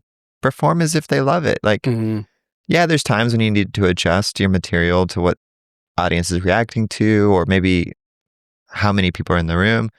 But I think sometimes comedians self-sabotage when they might have still had the audience pretty well, and just that one joke didn't go well. Instead, they turn it around and then they bomb their entire set because they're acknowledging how bad the last joke went. Yeah. And it just sours the audience for the next comedian. Right. Exactly. I've seen that happen. I've never really crashed out like that before. I just don't get it. Like, I don't understand that behavior because I'm so used to playing in a bar, playing my original songs to people who don't care.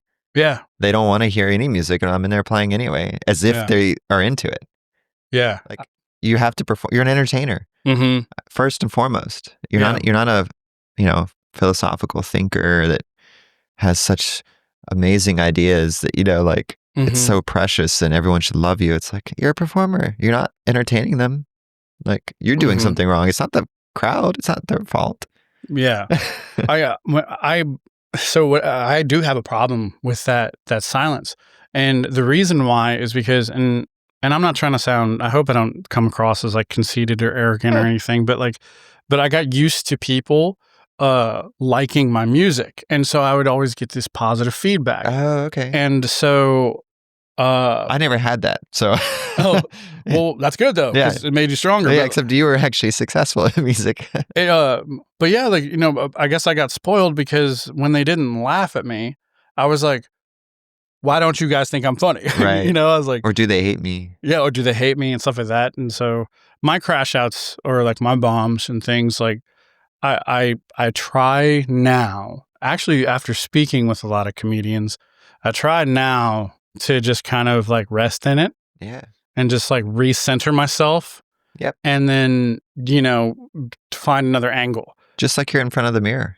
Yeah. There's nobody there. There's nobody there. How would you do this? Yeah. And, you know, Pete Holmes, another great comedian, he says, what was I thinking about that? Oh, nobody goes to a comedy show and is rooting for the comedian to do badly. Yeah.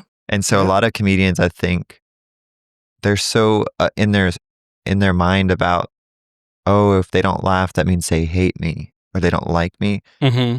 They're nervous for you. Everyone in the audience is nervous for you because they think what you're doing is difficult and they want you to do well, but they're also scared that you won't. And they don't want that sympathetic thing to hit them of like, oh, they're not doing well. Now I feel bad for them. True. Yeah. So just remember that. Remember that, like, unless you're probably a comic, you don't go to other comedy shows and hope they do bad. Like, that's not a thing most people do. Yeah. I don't. I love seeing people kill. It's the greatest feeling, like just watching one of your friends And they want you to do rock. well. So just know that everyone in the audience wants you to do well. Yeah. Yeah, exactly. It always feels good. Like when you just watch somebody that like, it's almost like a coworker or a colleague, and then they're excelling. It's like, oh, that's fucking cool. Yeah. Or somebody, like get a golden ticket or something. That's really cool. Oh yeah. Yeah, that just happened Monday. But I didn't watch. I was working. But Oh no, not on the show. Sorry, I was at Shakespeare's and someone came back and said they got a golden ticket. I was so happy for them because they're so good. Oh, that's awesome. They're so good. Yeah. That's all. I won't tell you who, and because since it hasn't been out yet, I don't want to spoil it. But I'll tell you afterwards, after we stop recording. Yeah, it's really cool. A guy who does a musical act too, but he didn't do it that night. But he also performs with a guitar sometimes. He's really good. Really? Yeah, really good. I thought about doing that, but every guitar comedian that I've seen, I wouldn't do it on Kill Tony. No, and he didn't, and I think that was smart. Yeah. Because I don't think that format lends itself to who's the guy who's like really known for it. Is it Bo Burnham?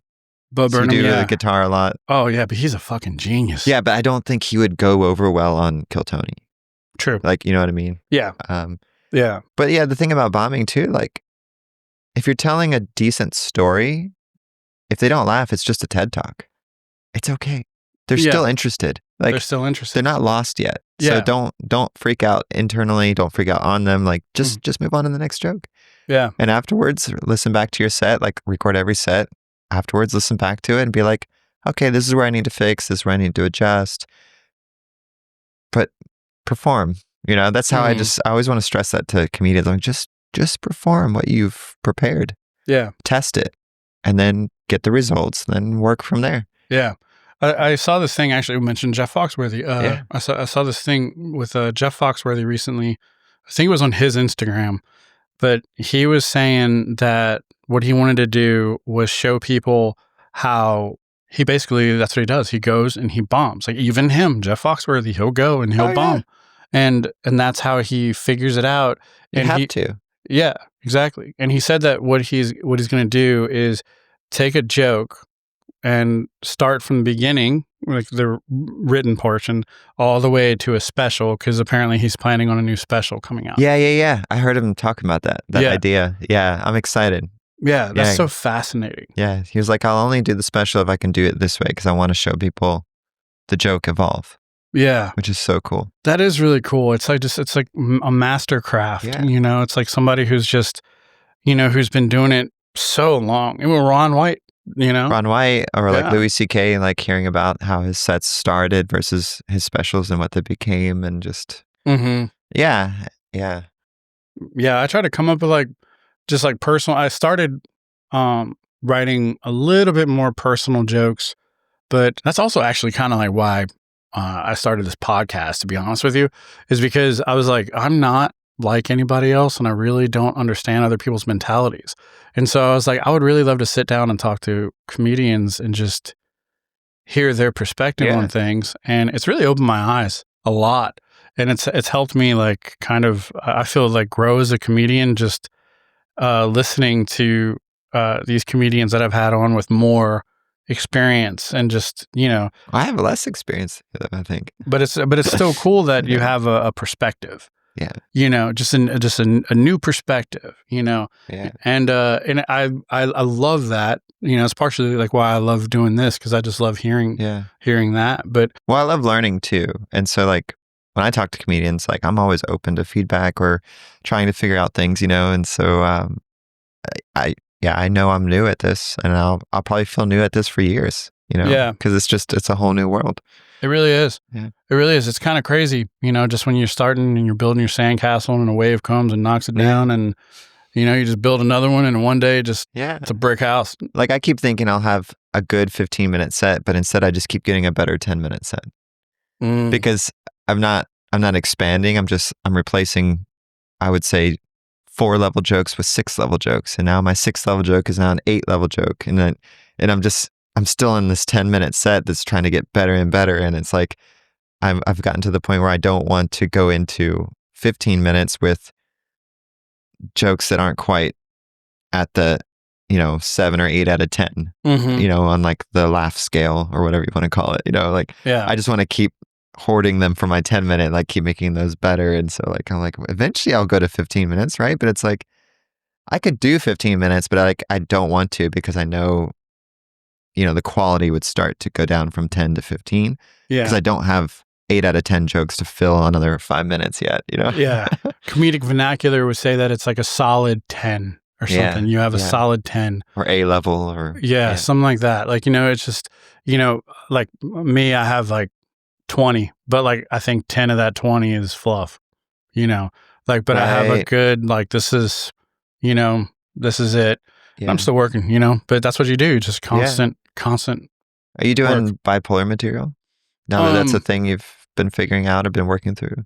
So what I've been doing with that is I've just been journaling and just kind of taking it from here and putting it there. Smart. And what I'm trying to do is figure out, like, there is comedy there.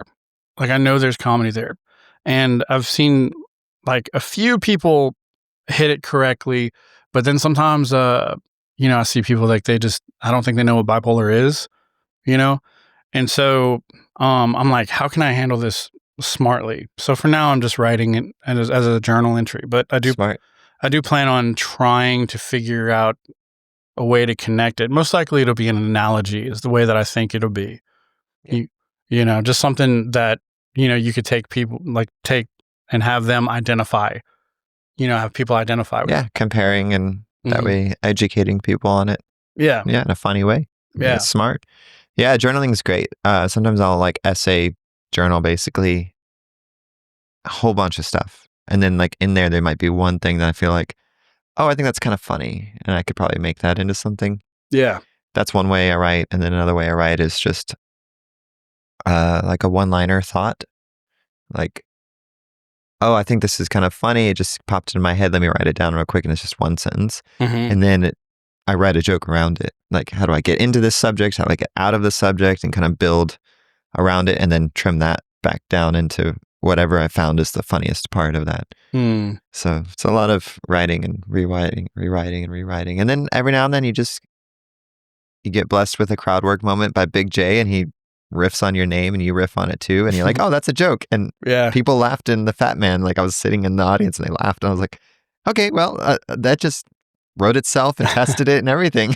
What do they call you? Like the trans of the mothership or something like that? That's what I'm calling myself. Yeah. Like the fan of the opera. I'm basically calling myself the trans of the mothership. Like you say the word trans and I appear. Yeah, they all know you there, right? Yeah, it's really weird. It's really weird. Because I go to so many shows. I've been to like 22 shows this year, I think, as just a ticket holder. Yeah. Because I love comedy. And what better way to learn a new craft than to watch some of the best people do it? Yeah. And the mothership is full of, from the door guys all the way to the headliners, amazing comedians that I think are really funny. And so, yeah, they all know me now. And because I'm a lot of times in the front row, they either mention something trans or they'll know me and they'll point to me and like it becomes a thing. And so it's like, and I love the interaction. I love the energy. I love being part of it. Oh, yeah. But yeah. So it's like, yeah, I'm their token trans person.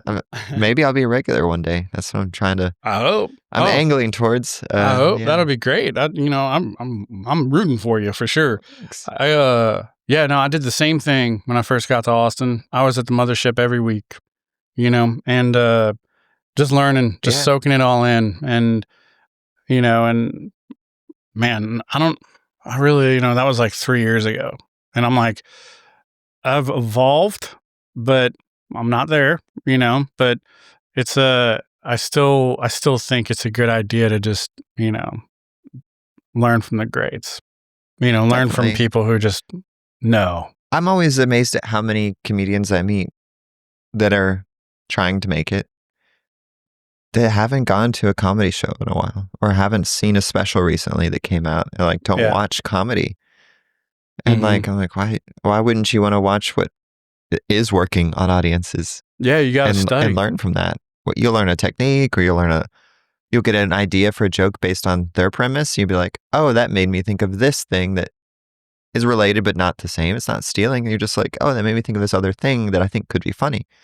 Yeah. And you just find that stuff when you watch other good comedians. If you just watch other, like your peers that are at the same level as you, like it's not stretching you, right? Yeah. Yeah, exactly. Like I do really love to watch people who just fucking murder, because it's like it's like there's part of me that's like, if I say those words, will I get the same reaction? Probably not. Never know. Well, there's also the aspect of when you're so big in comedy, people are showing up for you, and they're gonna laugh at every spot they think is a punchline just because they love you. Yeah. I think there's a little bit of that too. Yeah. When you're so big, it's like you're going to get laughs. You're in an arena. They love you. You know, it's a little bit different when you're trying to break out. I feel like you have to earn your laughs a little bit more. Yeah. When you're new and trying to break out. But that's just an observation. I don't know how true that is. No, there's a feeling of being a rookie. You know, there's like this feeling of you're just going through it right now. Yeah. You know, there's this tenure. They're not here for you. So it's like you have to win them over as part of your set too. You have to be even more funny, more engaging, because you have to get them to buy into you as a comedian. Whereas Bill Burr walks out there like, this guy's funny. And so everything he says, like joke-wise, are probably going to get laughs, regardless if they're a bunch of laughs or like he's always going to get something because people are there and they know he's a comedian, they know he's funny. And so the cadence of his punchlines clues the audience, and this is where I laugh, and they laugh. Yeah. It's, I think another part that plays into it for sure, and is that like 90% of them are transients. Like they're just, because I started here in like 23, and since 23, when I go out, there's very few people that I'm like, yeah, I seen you back in the day too. Really? Yeah. There's not like, there's a lot of them that are like, oh man, whatever happened to that guy? And it's like, oh, he just doesn't do it anymore. He just doesn't do it anymore, you know? And, which is probably good if it's not for them. You don't want them doing it forever and it not be their thing, right? Yeah, exactly. It's just, self-discovery. It's the beauty of it. It's a wonderful art. But so, congratulations. This is my longest episode. Yeah. Oh, I thought we were only like halfway through. Yeah, right. Yeah. I've never had one that went over 2 hours. So this is going to be really interesting. But I'm actually running out of space on this memory card, which sucks. But you got plenty of material to clip. You can make a lot of shorts out of this, I'm sure. Oh yeah. And I'll be throwing them to you. Yeah. But yeah, do you have anything that you want to put out there? And yeah, I'm piloting my own my own show at the Creek in the Cave, January 26th. And it will be a late night style talk show with a stand-up showcase built in. Oh, really? January 26th? What time? 8 p.m. It's a Monday night, Kill Tony night. So if you don't have tickets to Kill Tony, come see my show. I will be hosting, so it won't be my comedy. I'll be doing a classic Fallon 5-minute monologue, a little bit about the show, maybe 1 or 2 jokes of mine, and then some topical jokes based on the news. I'll bring in a comedian one at a time. They'll do 5 minutes, and then they'll interview with me for 5 minutes. We'll talk about the set. We'll talk about their lives. We'll talk about whatever. And then the next comedian will come, 3 rounds of that. Then at the end, inspired by Blue Collar Comedy Special, I'll bring all the comedians that were on it back out. Oh, I love that. And I'll try to get them to riff with each other and make each other laugh, because that's fun. But then they can also talk about anything that was already discussed in the show. And also the audience can submit, the whole time during the show, they can submit questions anonymously through a QR code. And we'll ask the questions and stuff. And like each comedian can like riff on it or actually answer it. And that's brilliant. Did you come up with that? I did. I came up with that format. So I pitched it to the Creek, and Rebecca's like, yeah, let's give it a shot. That's phenomenal. Yeah. Awesome. Well, all right. So January 26th, 8 p.m. Yeah. I'm sorry. You might have said it. Pardon me. Is it, you had a name? Is it like a name? Friendly Fire. Come on now. That's good. Yep. Friendly Fire with Jo Ellis. Yep. And you can find out more information just either on the Creek's website. The tickets are already up and available. Yeah. Or Jo Ellis Really. That's my handle, Jo Ellis Really, on all my socials, including my website, joellisreally.com. So you can find me there and follow me on YouTube and all of that. So awesome. yeah. Well, thank you so much, Joe. This has been a really cool episode. No, thank you. I really appreciate you bringing me on and letting me ramble for 2 hours. Oh, yeah, absolutely. Anytime, we'll have to get you back here for sure. Definitely. Awesome. Well, that's it. That'll be it. Thank you so much. Thank you. Oh, my gosh. That was really